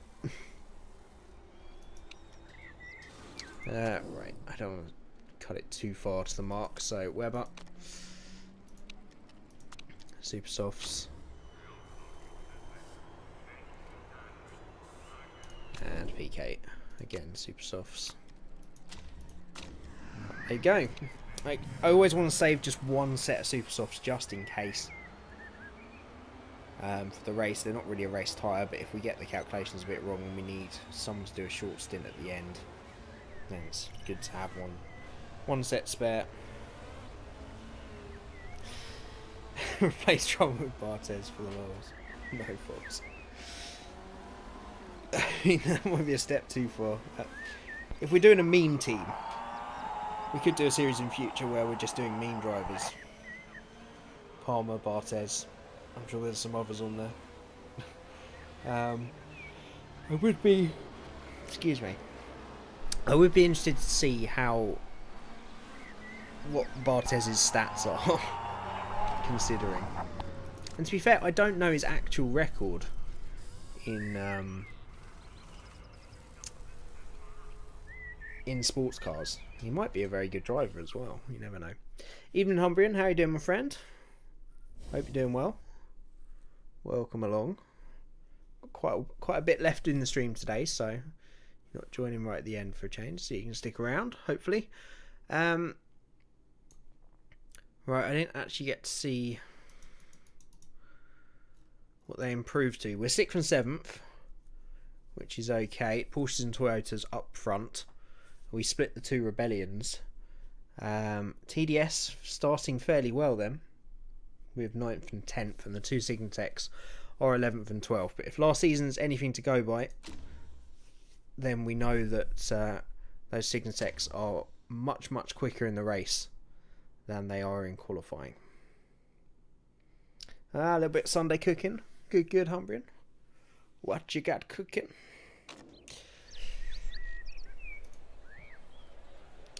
Right.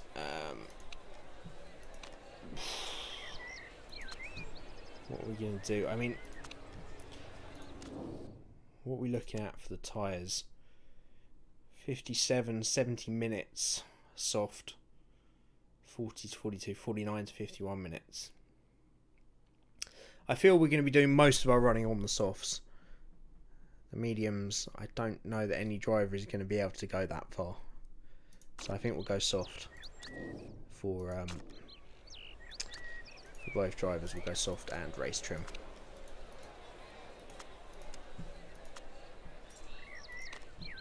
Okie doke. Right. I think we'll try our weakest foot forward in this car for a change. We'll go Kubica. It's strange to say that he's our weakest foot forward now, but he is. And we will start on soft tyres, I think.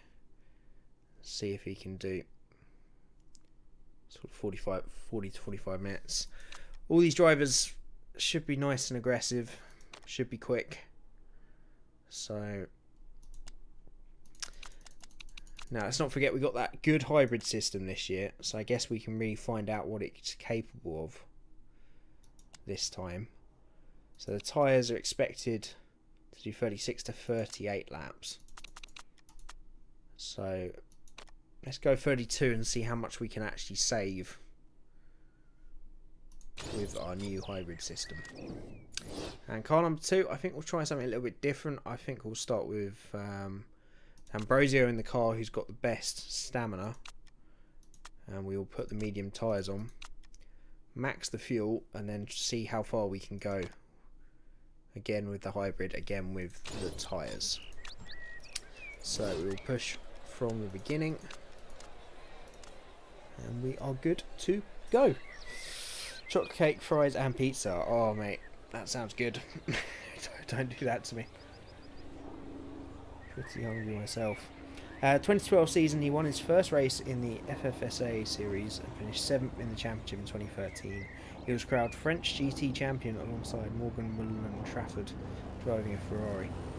That's not bad at all, really, considering he was a goalkeeper. So you've got to give him credit then. He's got pedigree at least. Right, I'm going to take a short 5-minute break quickly. Just to go to the loo and get a drink, because we have been going an hour and 45. And then we shall start the first race of the season then. So bear with me. I shall be, say, no more than 5-10 minutes. And be back with you in a minute.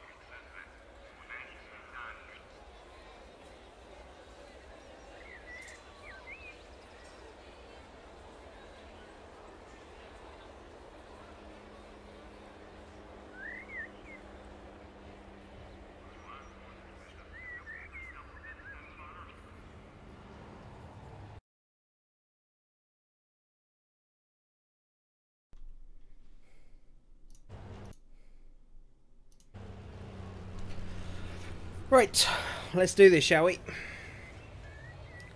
First race of the season. 5th or above we're aiming for. I don't think we actually got that objective, which I'm sure Greg will be really happy about, because we should have gone for that other sponsor, really. Hopefully we can get 5th or above. It'll be interesting to see what the pace of our car is and how our new recruits do. So, without further ado, let's get underway, shall we? So, Porsche and Toyota very close on qualifying pace once again, but let's remember Toyota outraced them massively last year, so it'll be interesting to see. Once again, the Rebellion's got good qualifying pace, but it's the Signatechs I'm worried about. And Greg said apparently Barthez was the co-owner of an LMP2 team for the past 2 years. I wonder if that is TDS Racing, because obviously they've been promoted between seasons, so that might be his team. Anyway, let's get going, shall we? On the face of it, it doesn't look like we've made any difference so far with the car, but we can build as the season goes on. We should still be fairly profitable to the point that we can start putting new parts on the car. We've got a better baseline car, and we should be able to race better with this car anyway. Purely because of the better tyre wear and tyre heating, etc. So we'll see. Hopefully we'll have a good start here. We'll try and go as long as possible with car number 2. Maybe a bit more of a conservative strategy with them. Car number 1, Kubica, Weber and Rosberg. There's so much talent in that car. I think we should try and be as aggressive as possible early on to see if we can get out into 5th place and make a little gap between ourselves and the Rebellions. I don't think we're going to be able to race Porsche or Toyota today, but at the same time we just don't know. It's an unknown, it's a new season, and we are underway then, and Ambrosio is starting fired up straight away. And we seem to be moving back through the field a little bit, unfortunately. So let's go back down to high and push after the first lap. We are down in 7th and 8th then. Everybody else being super aggressive early on. So once again, we're sort of getting left behind here. But I still want to look after the cars, especially in the first race, where reliability is going to be so important. All the guys ahead of us are on the super softs as well, to be fair, so that might explain why they're so quick early on.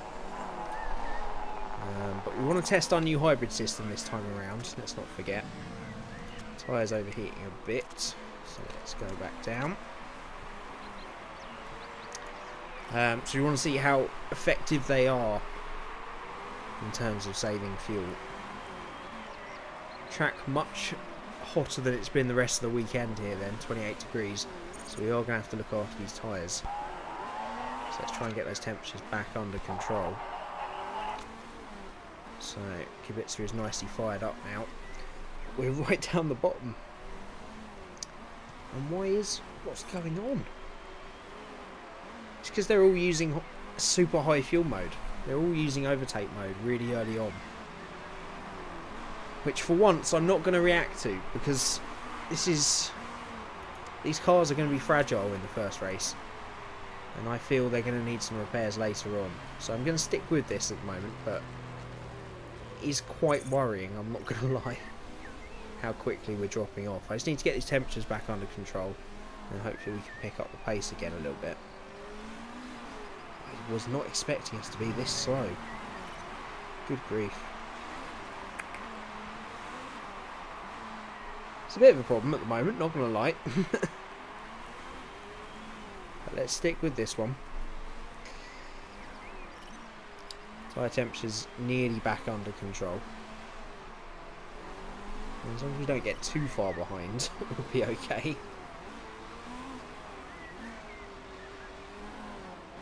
So Kubica has started lapping the same as the cars ahead now, and a little bit quicker than the 7th and 8th. So They should start coming back to us, especially now he's fired up. So it's not all a disaster. Let's say it's just a case of not panicking here. So we'll wait for those hybrid systems to go to max, and then we can see. The eagle-eyed amongst you will be able to tell how much they save.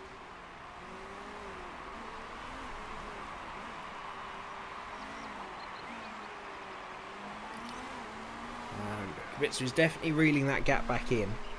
D'Ambrosio definitely struggling. But obviously there is a difference in compounds between the two of them.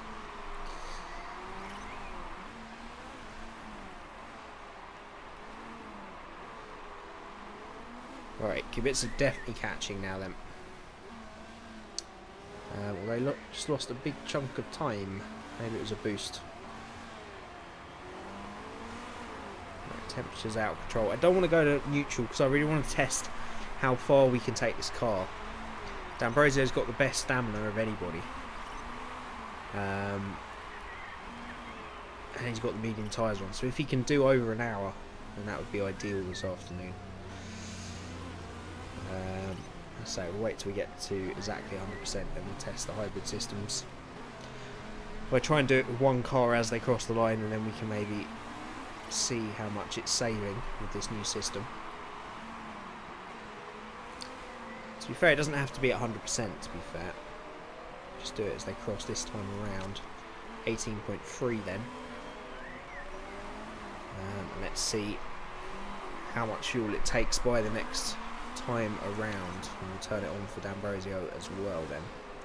Pit stop already from Menendez, so already we're doing better in terms of tyre wear. 18.4 as 1.4 as they cross the line, so it's using about 0.15 a lap, but it's going down really slowly, so it saves an awful lot of fuel. Saves about 0.75 a lap. That's 2 laps already, so it's definitely a much better system than we had last year. So this could be our big saver this year, being able to carry less fuel is a big advantage. And we're starting to come back through now. Kubica making up places left, right and centre. He's back up to 7th. We've got 3 cars in the pits already. D'Ambrosio's up to 9th, not really making any kind of impression on those in front, but he's ahead of those that are pitted. And if he can look after the tyres better, then he can do one less stop this afternoon. So, been looking alright at the moment. Temperatures are dropping a little bit, so I think we will go to neutral for D'Ambrosio. And we'll just keep an eye on him.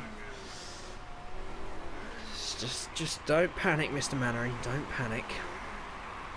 We'll get through it. Race will come back to us.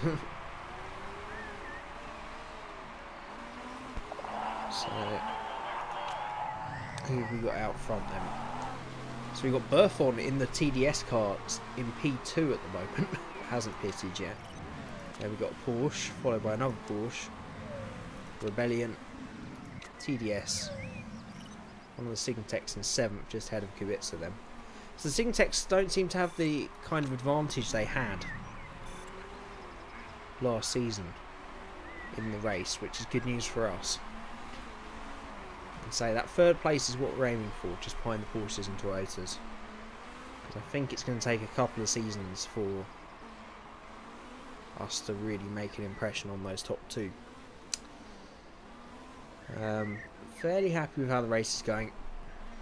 Tyres holding up well. Just hope we haven't underfueled them. We are still using high engine mode, which I didn't mean to be doing. So that's wasted a bit more fuel than was necessary and put some wear on the engine and gearbox. That's a shame. Didn't mean to do that. But we've rectified that now. D'Ambrosio should definitely have enough fuel to do a nice long stint. Kubica is the one that might be a bit short. But up to 5th and 6th, everybody has stopped behind us. And say, the aim is to do one less stop if we can. tyre wear, if you're comparing Kubica to the top 4, is holding up better as well. So we just got to play the long game here. I think we're in for a good shot here. Definitely impressed by the pace of Kubica on these softs. He really has come back at those ahead of him, considering he was 10 seconds old behind at one point. So just play the patient game. We'll just relax. Relax, old chap. I've got it under control. Was never in doubt, was it? Never in doubt. Yeah. Panicking after 4 or 5 laps, to be fair, but it's definitely coming back to us. So we'll have to use that hybrid system definitely again on Kubica. And it can't hurt to use it with D'Ambrosio. We've just passed, so we're at 45% with Kubica, and he's already done 25 laps then. So he could potentially do around about 45, possibly 50. And D'Ambrosio can easily do 50 odd laps here then, so he can definitely do an hour, as long as the fuel pays itself to it. So we'll wait for the systems to recharge a bit more, and then we'll use the discharge to save some fuel. Top 4 still haven't pitted. We're using the tyres a bit too much with D'Ambrosio. I think conserve is the right level for the tyres today. So maybe just go back up for a lap or 2. Just get them down as quickly as we can. Right, I'm going to use the systems now, just so we know how long Kubica can stay out. So Roges in the single tech has now pitted. Bamba's now pitted in the Porsche.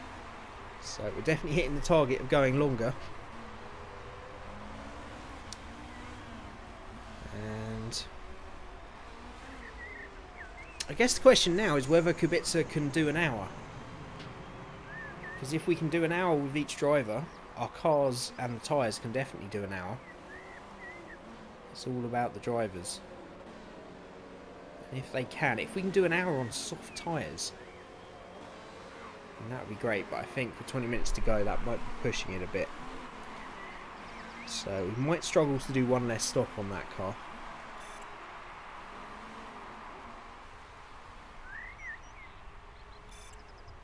We'll have to wait and see. Right, temperature's back under control for D'Ambrosio, so we'll go back to conserve.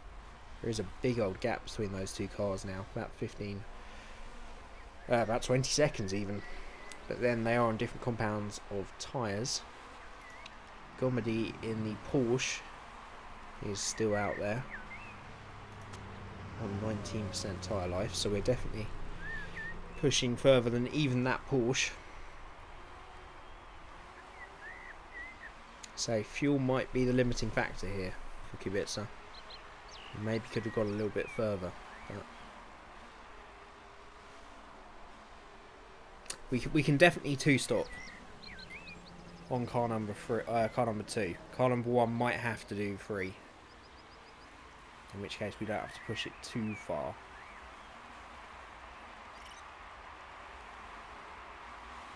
But we need to make sure that between the two drivers they can do the remainder of the race, which I guess if they can do an hour and 12 minutes, they should be able to.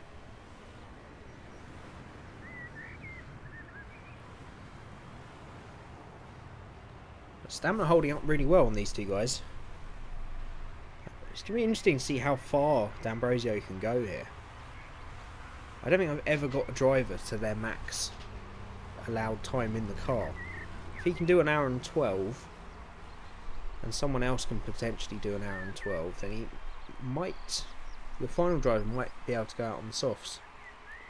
So it's all looking pretty hunky-dory at the moment. I think Kubica can probably do another couple of laps. So we'll use the fuel save. Temperature's dropped a bit. No, we're still at 28 degrees. Tyre temperature's dropping quite a bit here. Right, I think we'll go one more lap with Kubica and then bring him in.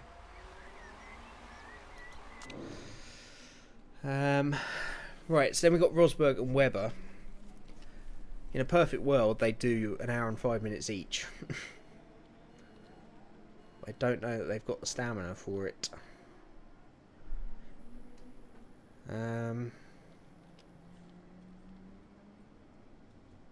Let's put Rosberg in the car. Let's put him in. Let's put him on the mediums. And I think he can do an hour, so I think 45 laps of fuel. Because it's looking about right with the other car. So let's just see how far he can go. I keep thinking it's raining, but I think it's just a little effect in the background. It's definitely not raining. And do you know what? One thing I forgot to do, through all that, through the hour and 45 minutes of prep we did, I didn't do the pit crew. So hopefully they've recovered over the winter and they're not going to make any mistakes, because I forgot to swap in anybody that we needed to.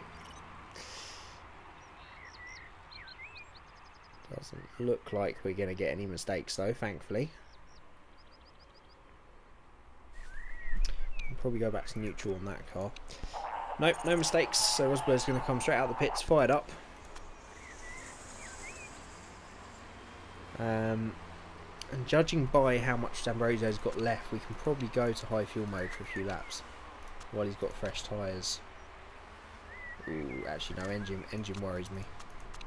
Engine at 46% already. As we've said before, reliability is going to be a big issue here.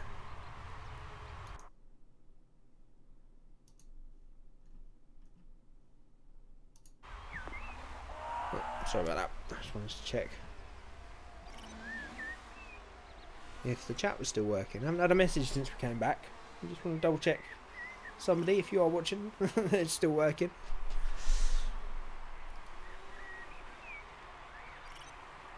Maybe you're just enjoying the race.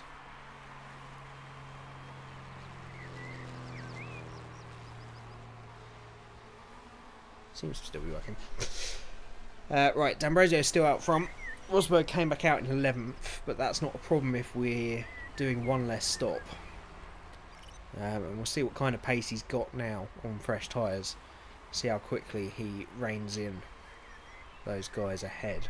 What they're doing with fuel strategies. They are pushing, they're conserving on the fuel as well, on the tyres as well, but they are pushing in terms of fuel. Maybe while he's fired up we can just afford a couple of laps, maybe just a little bit of a boost, and then we'll use the hybrid after that. Still watching from the shadows. Okay, sorry, I was just checking it was still working. We've had that before where my chat window just stops working even though people are typing. That's fine, enjoy it. We had plenty of interaction in the first half. Let me worry about managing this, yeah. I'm sure I'll get it wrong anyway. There's no real need to use the hybrid again. D'Ambrosio's good on fuel. He can only do 12 more minutes in the car, so it's been a mega stint from him. And his stamina's definitely held up. Still here eating Humbrian. I'm not surprised if you got cake, fries and pizza. Lucky band. I think it's going well, Fox. It's difficult to tell till the strategy plays out itself. If we end up doing one more stop than people, the same amount of stops, sorry, even after all this, then it's not worth it. If we manage to do one less stop, then we're in a great position here. But we will have to wait to find out that answer. Right, we're good with fuel, so I'm up for using a bit of a boost with D'Ambrosio. It's probably a waste, to be fair. That would have been better using as a hybrid mode after they pitted, but whatever. Right, I am worried about that engine on car number 1 now, so we'll go back to medium. Rosberg has slowly closed that gap to, is it a Porsche? No, it's a Rebellion ahead. Tom Ingram. So it's all about looking after these tyres, really. Let's go back to neutral and just get a bit of heat back in them. And I guess we may as well get D'Ambrosio to do right up to his limit. Really, that will help us out down the line. It's a 2-stop we're aiming for, and I don't see why we can't do it. And while he's still in the net lead of the race, we may as well. He can probably only do 1 more lap after this, but we may as well do it. Okay, let's put Trummer in next. Strongest driver in the middle stint. Make sure we don't fall too far out of contention. So even with the hybrid system being used, we were still what, 3 laps over. We could have saved a bit, so let's take 4 laps out. I reckon that should be okay. Oh crap. Trummer, more mediums. 4 laps out. Car looking okay. I am a bit worried about the engine and the rear wing. I think we're definitely going to have to repair it at some point.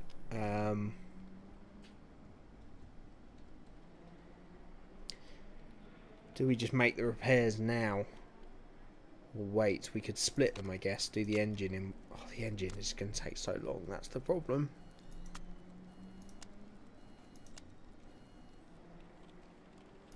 I mean, it's going to put us out in 12th no matter what.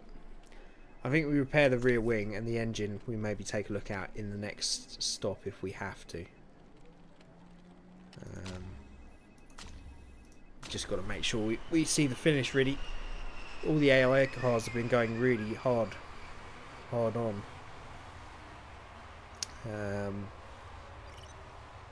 So I've got to presume they're going to have car issues later on as well. So I think we can afford 13 seconds to make those repairs.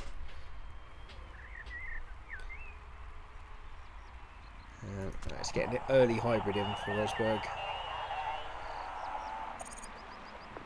Here comes Rosberg then. A long way ahead of Ambrosio, but I think Rosberg's going to have to, car number 1's going to have to do 3 stops. I don't think we can eke that out unless Rosberg can somehow do a monster stint here. Trump says he's seeing double. I think they meant the driver that was in the car before. No problems on the pit stop though. He's back out in 12th. Fair distance behind. You can see here already some repairs being made to the Sigmatech car. So there definitely will be issues for other people. So we'll just see how this works out.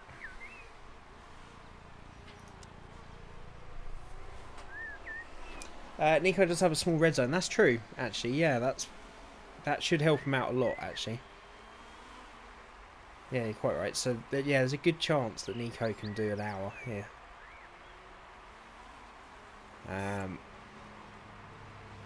If he can do an hour and 12... Well, he needs to do an hour and 5, and Webber needs to do an hour and 5.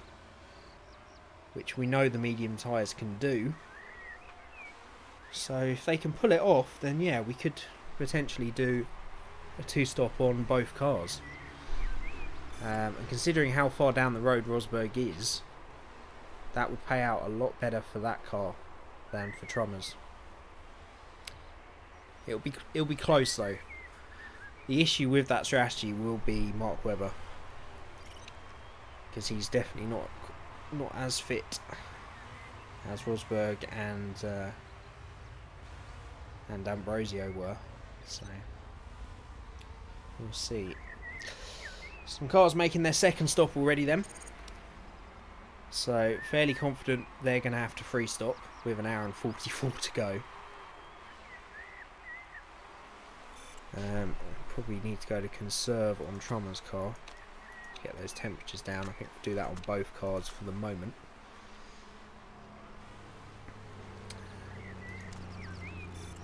Engine is the worry on both cars, really. I think we might just have to make precautionary repairs at the final stop. Because, let's not forget, we're not even halfway through this race yet. So it's a long, long way for both these cars to go with that kind of engine damage. But we'll see. Let's just settle in and let the boys get to work for the moment. Rosberg just ahead of Nakajima in the Toyota there. An interesting battle. I think that's actually both the Toyotas going either side there. Actually no, Kobayashi's first. Might have been a Porsche then. He doesn't need to race them at the moment. We know our strategy, we've got to stick to it. So, half an hour done in the car for Rosberg, 66% on the tyres, 25 laps of fuel left in the car, and he's currently done 23. So we don't need to save much more on that car. We've perhaps overfueled it a little bit again. But it's not really a problem. 82 to 52 equals 30 health lost over 26.5 minutes. Okay. So, can we see in more detail what his red zone is?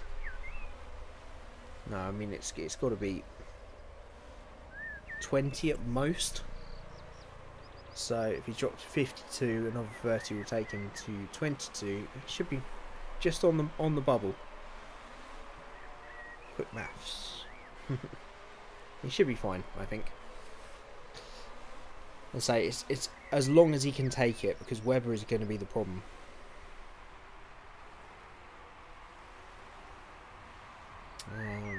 But we may as well give it a go.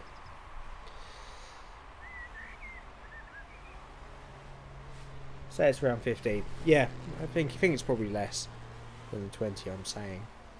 So if Rosberg can do an hour and 10, hour and 12, then it will mean that Webber will have to do around an hour, which I think he can do. He'll have to do it. It's what he's paid for. It's our strategy today, so they've both got to stick by it. Right, we'll do one more round of saving on Rosberg's car. We may as well do Trum's at the same time. And then he should be okay till the end of the stint, really, Rosberg.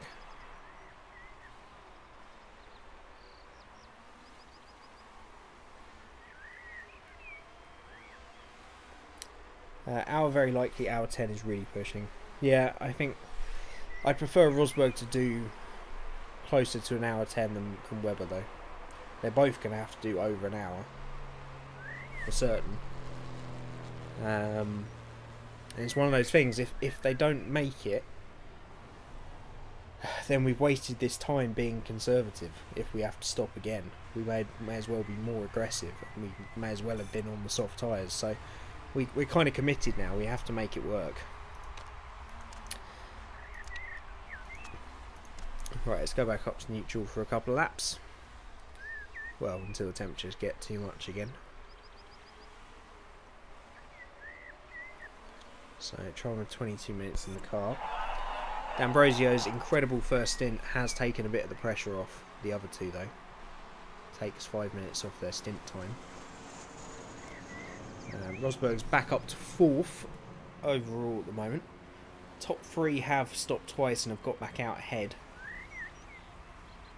But I've got a feeling Senna... Oh, Senna's only stopped once, so Senna's definitely got to stop again in that Porsche. Twice more, sorry. Nakajima possibly. But there's an outside chance of a podium here.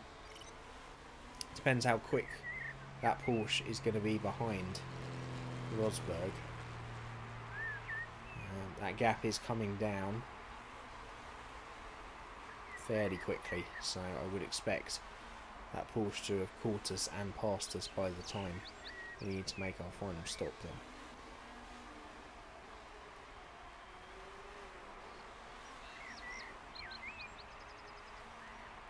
Okay, everything looking on target at the moment. It's almost too good to be true.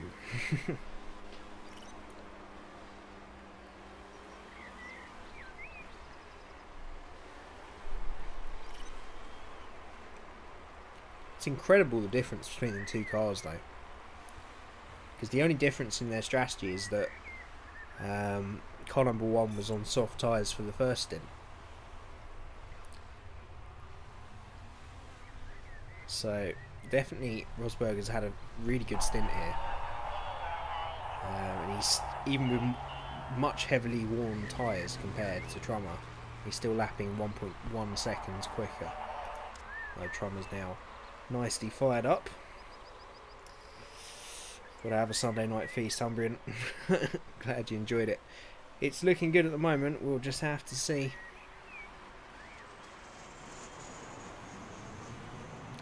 I just lapped the leader. I will unlap myself. Or we lapped 12th place.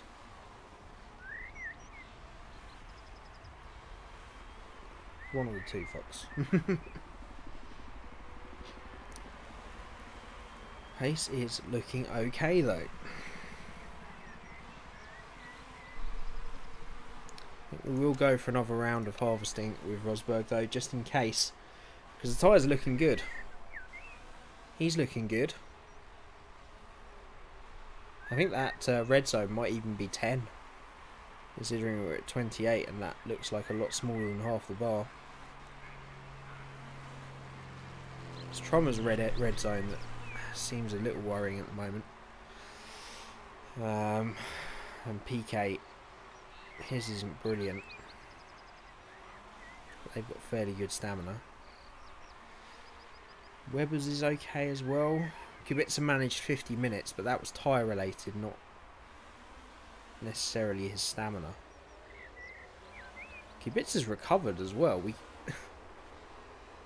I was about to say we could put Kubica in the car again, but we're not allowed. We're not allowed to do another hour, unfortunately. Oh, right, tyre temps, quickly.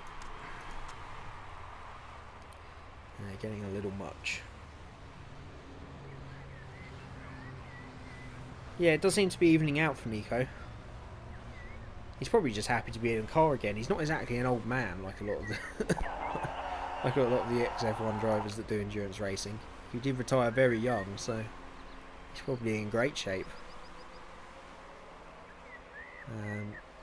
Trummer, now he's fired up, he's lapping a little quicker.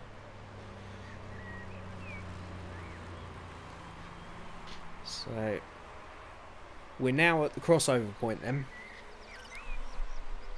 That we're now under the mark that if the other drivers can do the maximum stint time, they're okay.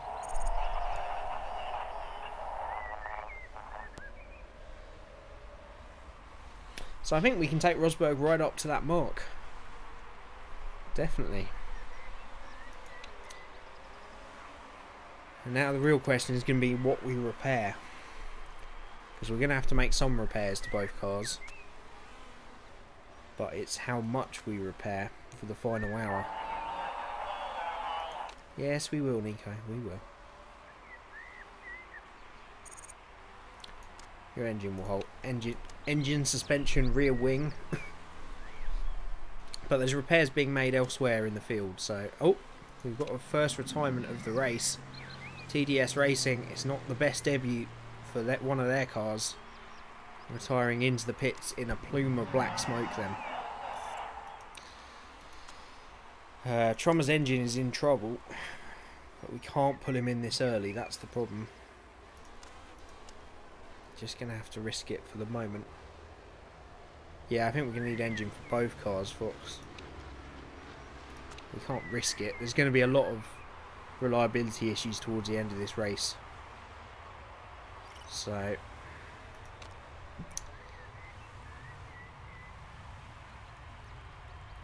just have to hope they hold on till the pit stop. It was the soccer kart. Fabian Barthez is out of his first ever LMP1 race.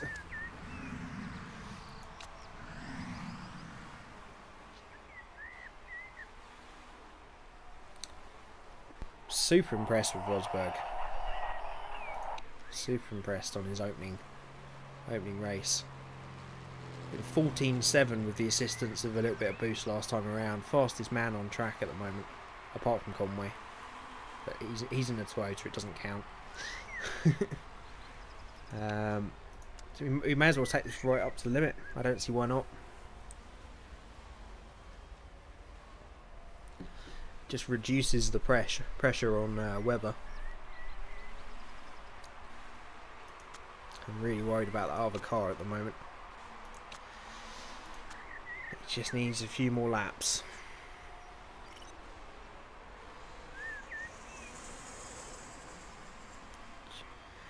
See, if that engine wasn't a problem, we could probably go far enough that that PK could go on soft tyres for the final stint, but I don't think we can risk going that far. We'll probably let it tick under an hour, and then we'll bring him in. So, Rosberg, we could do one more lap then. We'll bring him in this time around. We'll put Webber. Kibitz has recovered brilliantly. I really wish we could put him in the car again, but we can't. It's going to have to be Marky Mark. Medium tyres. We've got 4 laps of fuel left this time, and that was even with 4 taken out, so we can probably go to about 37. Right. We're going to have to repair these 3. And then is the nose worth risking for another 11 seconds?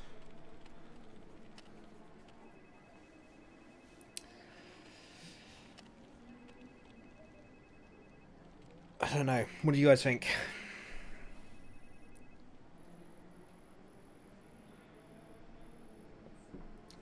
An hour is a long time. And we obviously lose a lot more than 11 seconds. Nose is 11.2. Better safe than sorry. I think so. I think we can fairly confidently say the brakes and the gearbox will be okay. It's a long pit stop, but there's going to be a lot of problems. Nose is 11, go for it. Yeah. We'll just have to do it and hope that other people have problems as well. And Trummer will bring in... I would say next time around, but Rosberg might not be finished by then.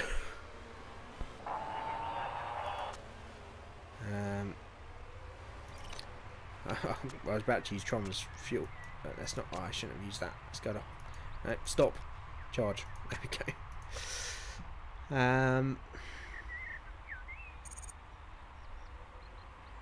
I don't even know if they'll be done next time around. So I have to keep an eye on them. The repair's being done now.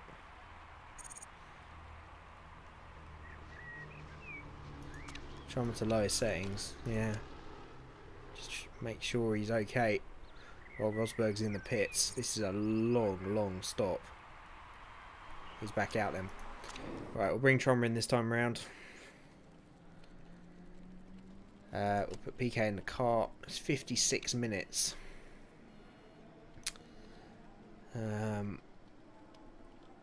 It's a bit too short to go for soft. We'll have to go mediums. As for fuel, we can probably take quite a bit out. It's only going to be... I reckon about 34. Let's go 33. I'm sure we can save it. Right, we're going to have to repair engine. Say suspension and nose. I think the rest will be okay.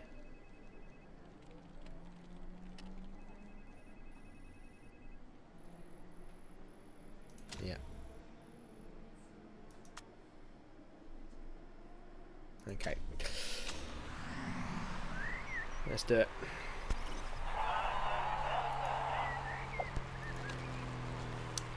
Right, Webber's on his way in 10th place then. He's still in range of a few people. There's some other repairs going on with people. Everybody's got to stop again, so we'll see how this shakes out.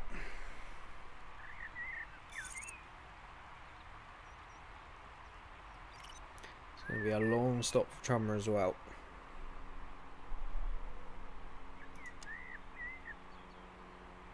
Yeah, I think we're okay on those settings for the rest of the race with Webber. Save a bit of fuel early on, so we maybe have a little bit to use at the end if we need it. And PK comes back out in 8th then. Another retirement for the other Porsche then. Was the other one a Porsche? Oh no, it's TDS Racing. The Porsche Lotter is out then. And we've got more pit stops now. Let's go back up to medium and conserve. Let's save some of that fuel early on. We're in a really good position here. There's definitely more stops to be made. We're okay to the end now.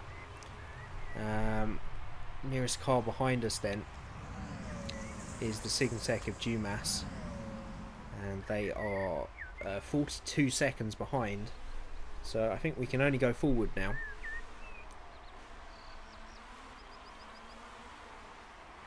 So that's it. They're out for another 50 minutes now. We just got to let them get on with it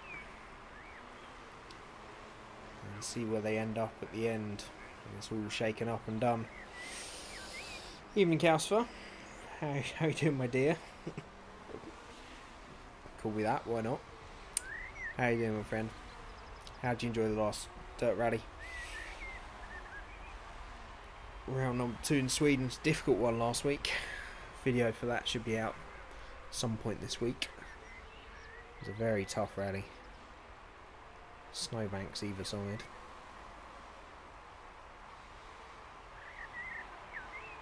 I'm feeling good about this. I think we can get a really good result here. We're probably okay with the tyres as well, so we can probably go neutral for the moment. Won't help the car too much.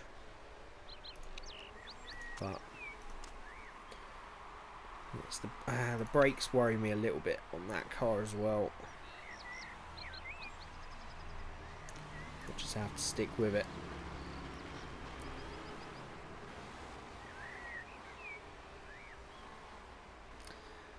There you go, didn't do any practice and was 4th. I didn't do any practice, I was 18th.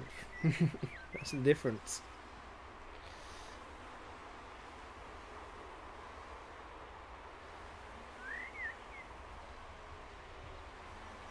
Yeah, they are quick, those front guys. You're all quick to me. I have so little time in that game. I enjoy it, I just don't have the time to practice, unfortunately, with everything else going on.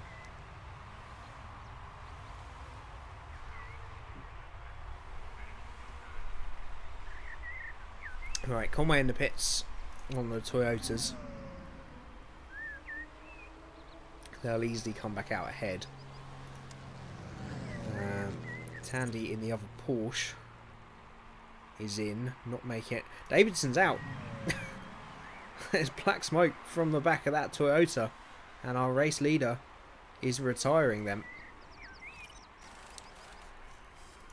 So that's another position under our belt. We should take 5th off the Signatech, so I think we're 4th and 5th at the moment. Just need to look after the cars and get them over the line then. Webber's car is fine, I think. It's this car I'm a little bit worried about. So maybe conserve and low and just manage that gap behind us.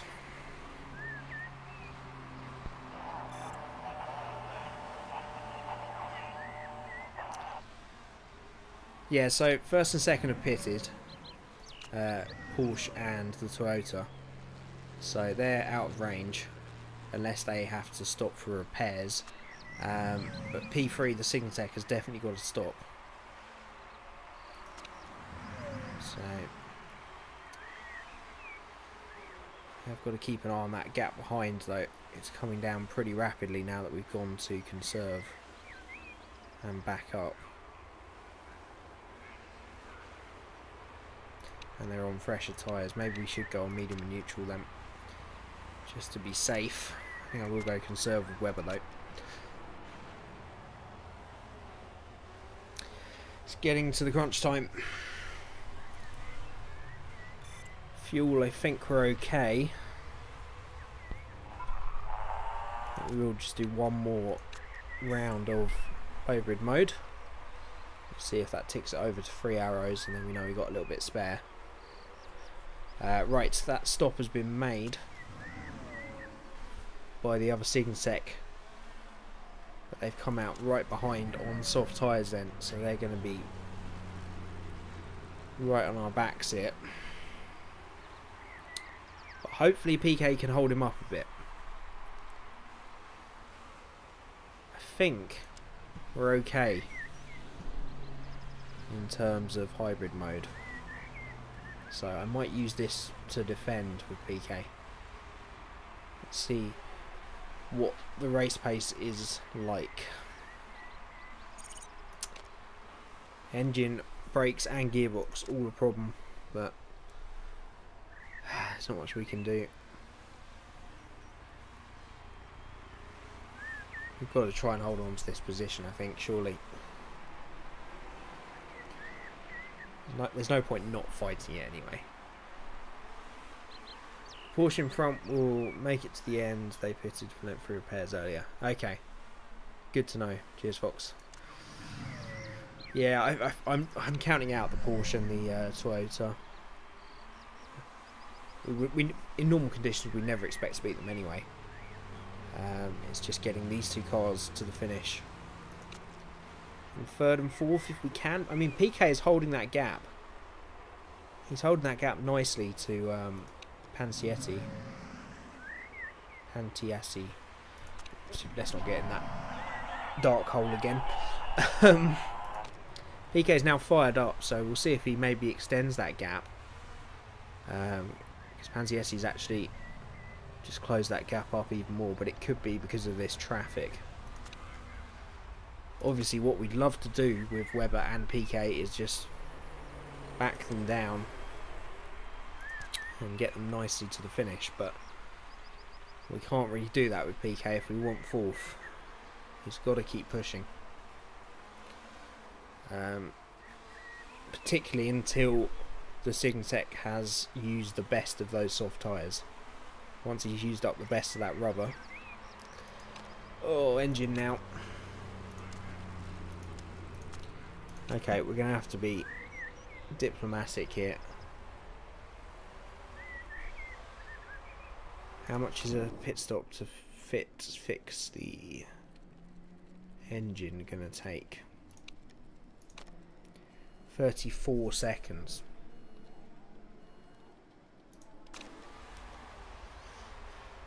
That would drop him to probably 7th. I did repair the engine, but it's gone again.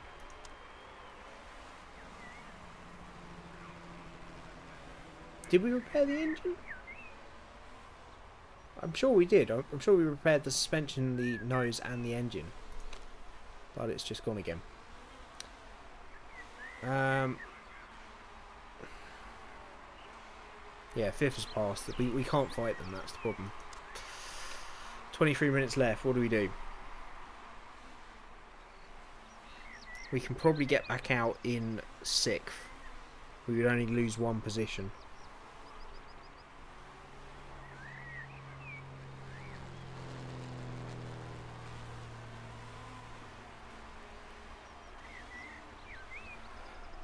One good car, 2 drivers must have low smoothness. Yeah. We can still get out at this point in 6th. Do we take 6th? We'll give it a go.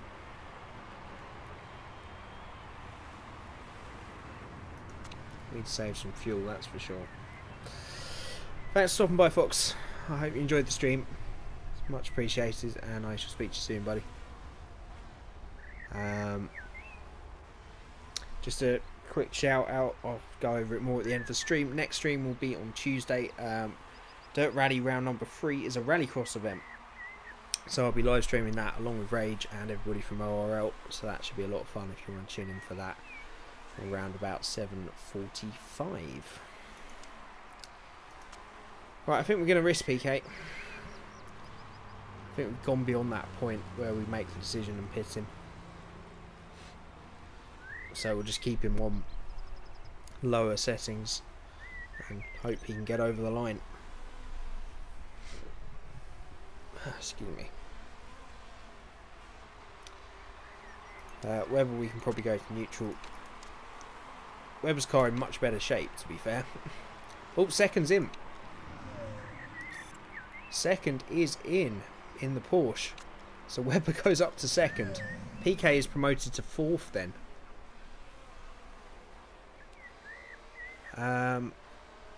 Good news. We're back in this.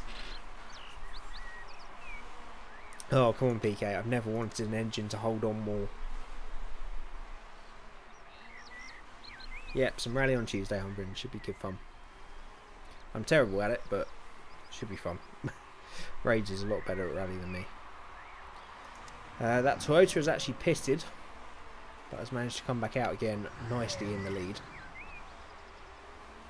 Webber's home and dry. Completely home and dry. So it's just PK then, defending from this Porsche, which is closing down a number of knots. Fuel at lowest. Yeah, we'll keep everything low. I won't back up completely on the engine style. Hopefully the low fuel mode will be enough. Engine at 7% now. What's 30 seconds going to do now?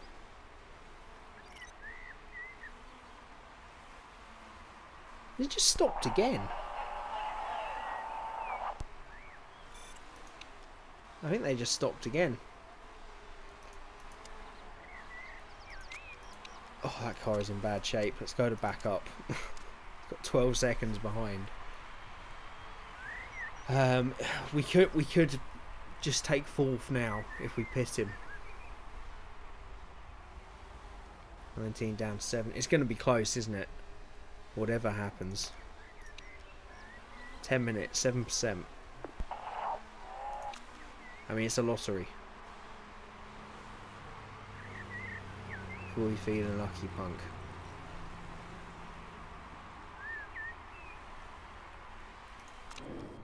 If we pit him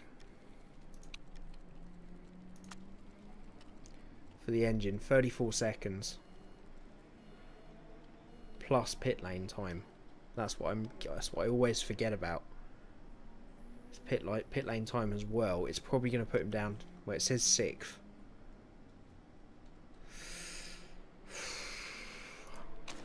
I'm feeling lucky. Let's do it. Let's have a bit of fun with Webber. He can use his boost because he's fine to the end now. Nicely in 2nd place. He might actually be catching Conway a little bit as well. Incredibly. He's got a bit of extra fuel to use as well. I'm not going to use it though. I'm not going to risk that.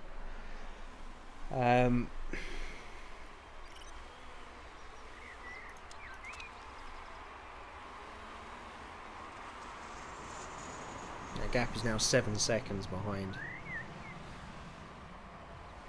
Yeah, 6th or 7th. Let's just go for it. Why not?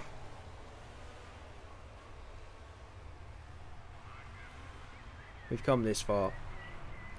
If it blows at this point, it's just unlucky. I mean, Webber is home and...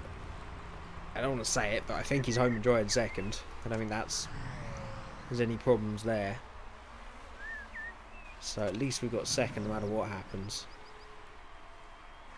And do we fight with PK? Do we fight the rebellion of Bechet? Because we can turn back up. We got a bit of fuel, engine mode to use.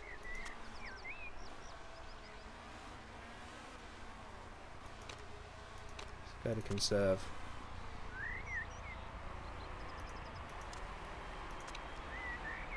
Here he comes. Let's use that boost. And go to medium fuel mode.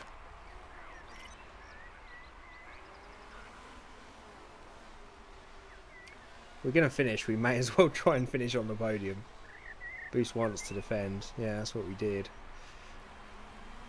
That gap is holding now. 1.5. 1.7. It's increasing again. 1 minute 18 to go. Come on, Nelson. Just stroke it home. Lift and coast. Oh, here comes the boost attack. Let's use that boost again.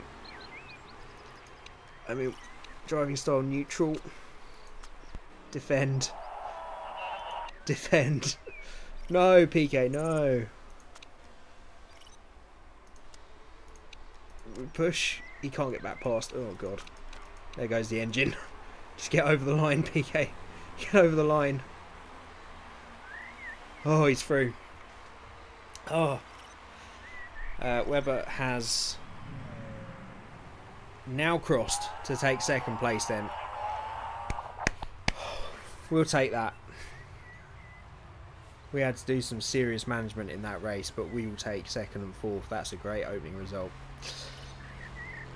Webber on the podium then. Webber, Kubica and Rosberg. Second place on podium. Behind the Toyota. Only 20 seconds off the race lead. Both cars stopped just twice. A testament to the reliability and the strategy then. And yeah, we'll take that, absolutely. Yeah, at least we got fourth. That engine was letting go though. As soon as I put it to push to try and get back past, black smoke just started billowing out. And that's when you know you've gone too far. But we'll take second and fourth. It's a good start to the season. Signatech didn't score very heavily, thankfully. A podium is definitely what the doctor ordered. And it means that we actually lead the Constructors' Championship. 4 points ahead of Toyota. I think this happened last season though, to be fair, early on. Rebellion third, Signatech fourth, Porsche down in fifth, and TDS Racing at least got some points on their debut. So it's still very tight, still all to play for, but that's as good a start as I think we could have hoped for. We definitely need to work on our reliability next time, because that could be crucial again in the second race, and then we'll start trying to push our car forward. But, well, it's a monster stream. I'm happy with the car we've got for this season. We just need to improve it as we go along. We're still, even with all those new drivers, making a nice positive per race. So, yeah, I'm happy with where we are. Hope you guys have enjoyed being able to build the car along with me and have a bit more interactivity this time. It's obvious where we need to improve, isn't it? The headquarters. Car still the fourth best then. But all in all, I thank you all for your help this time round. Hope you enjoyed the stream. Gonna go and try and beat the Predator Challenge once again. Yeah, I really haven't done the challenge mode at all since I recorded the my video for when the DLC came out. So I should really do that, but I'm glad that it's got you wanting to play it again for sure. Pleasure. I hope you guys enjoyed. It's been a good stream. It's been a long ass stream, but it's been enjoyable. Yeah, next stream will be on Tuesday. Say ORL Dirt Rally Round 3 will be live rallycross, which should be very interesting with me and Rage. It's very busy week actually. Thursday will be Project Cars round number 2 in Zolden with GT3s, and then there'll be another rallycross next Sunday, round number 4 of the ORL. So I'll probably move this to Saturday if I can. I'll do it Saturday afternoon, but look out for Twitter on that and I'll let you guys know. But yeah, I'll probably move this to either Saturday or Monday to accommodate the fact there's a rallycross next Sunday as well. Yeah, thank you, Umbrian. If you did enjoy the stream, yeah, do hit that like button. It's much appreciated. If you're new to the channel, you can always subscribe as well. You can go back and watch the rest of these as well. All the live streams go up as VODs a couple of hours afterwards. So I hope you guys enjoy the rest of your Sunday and you have a good week. And I shall speak to you guys very soon. Cheers.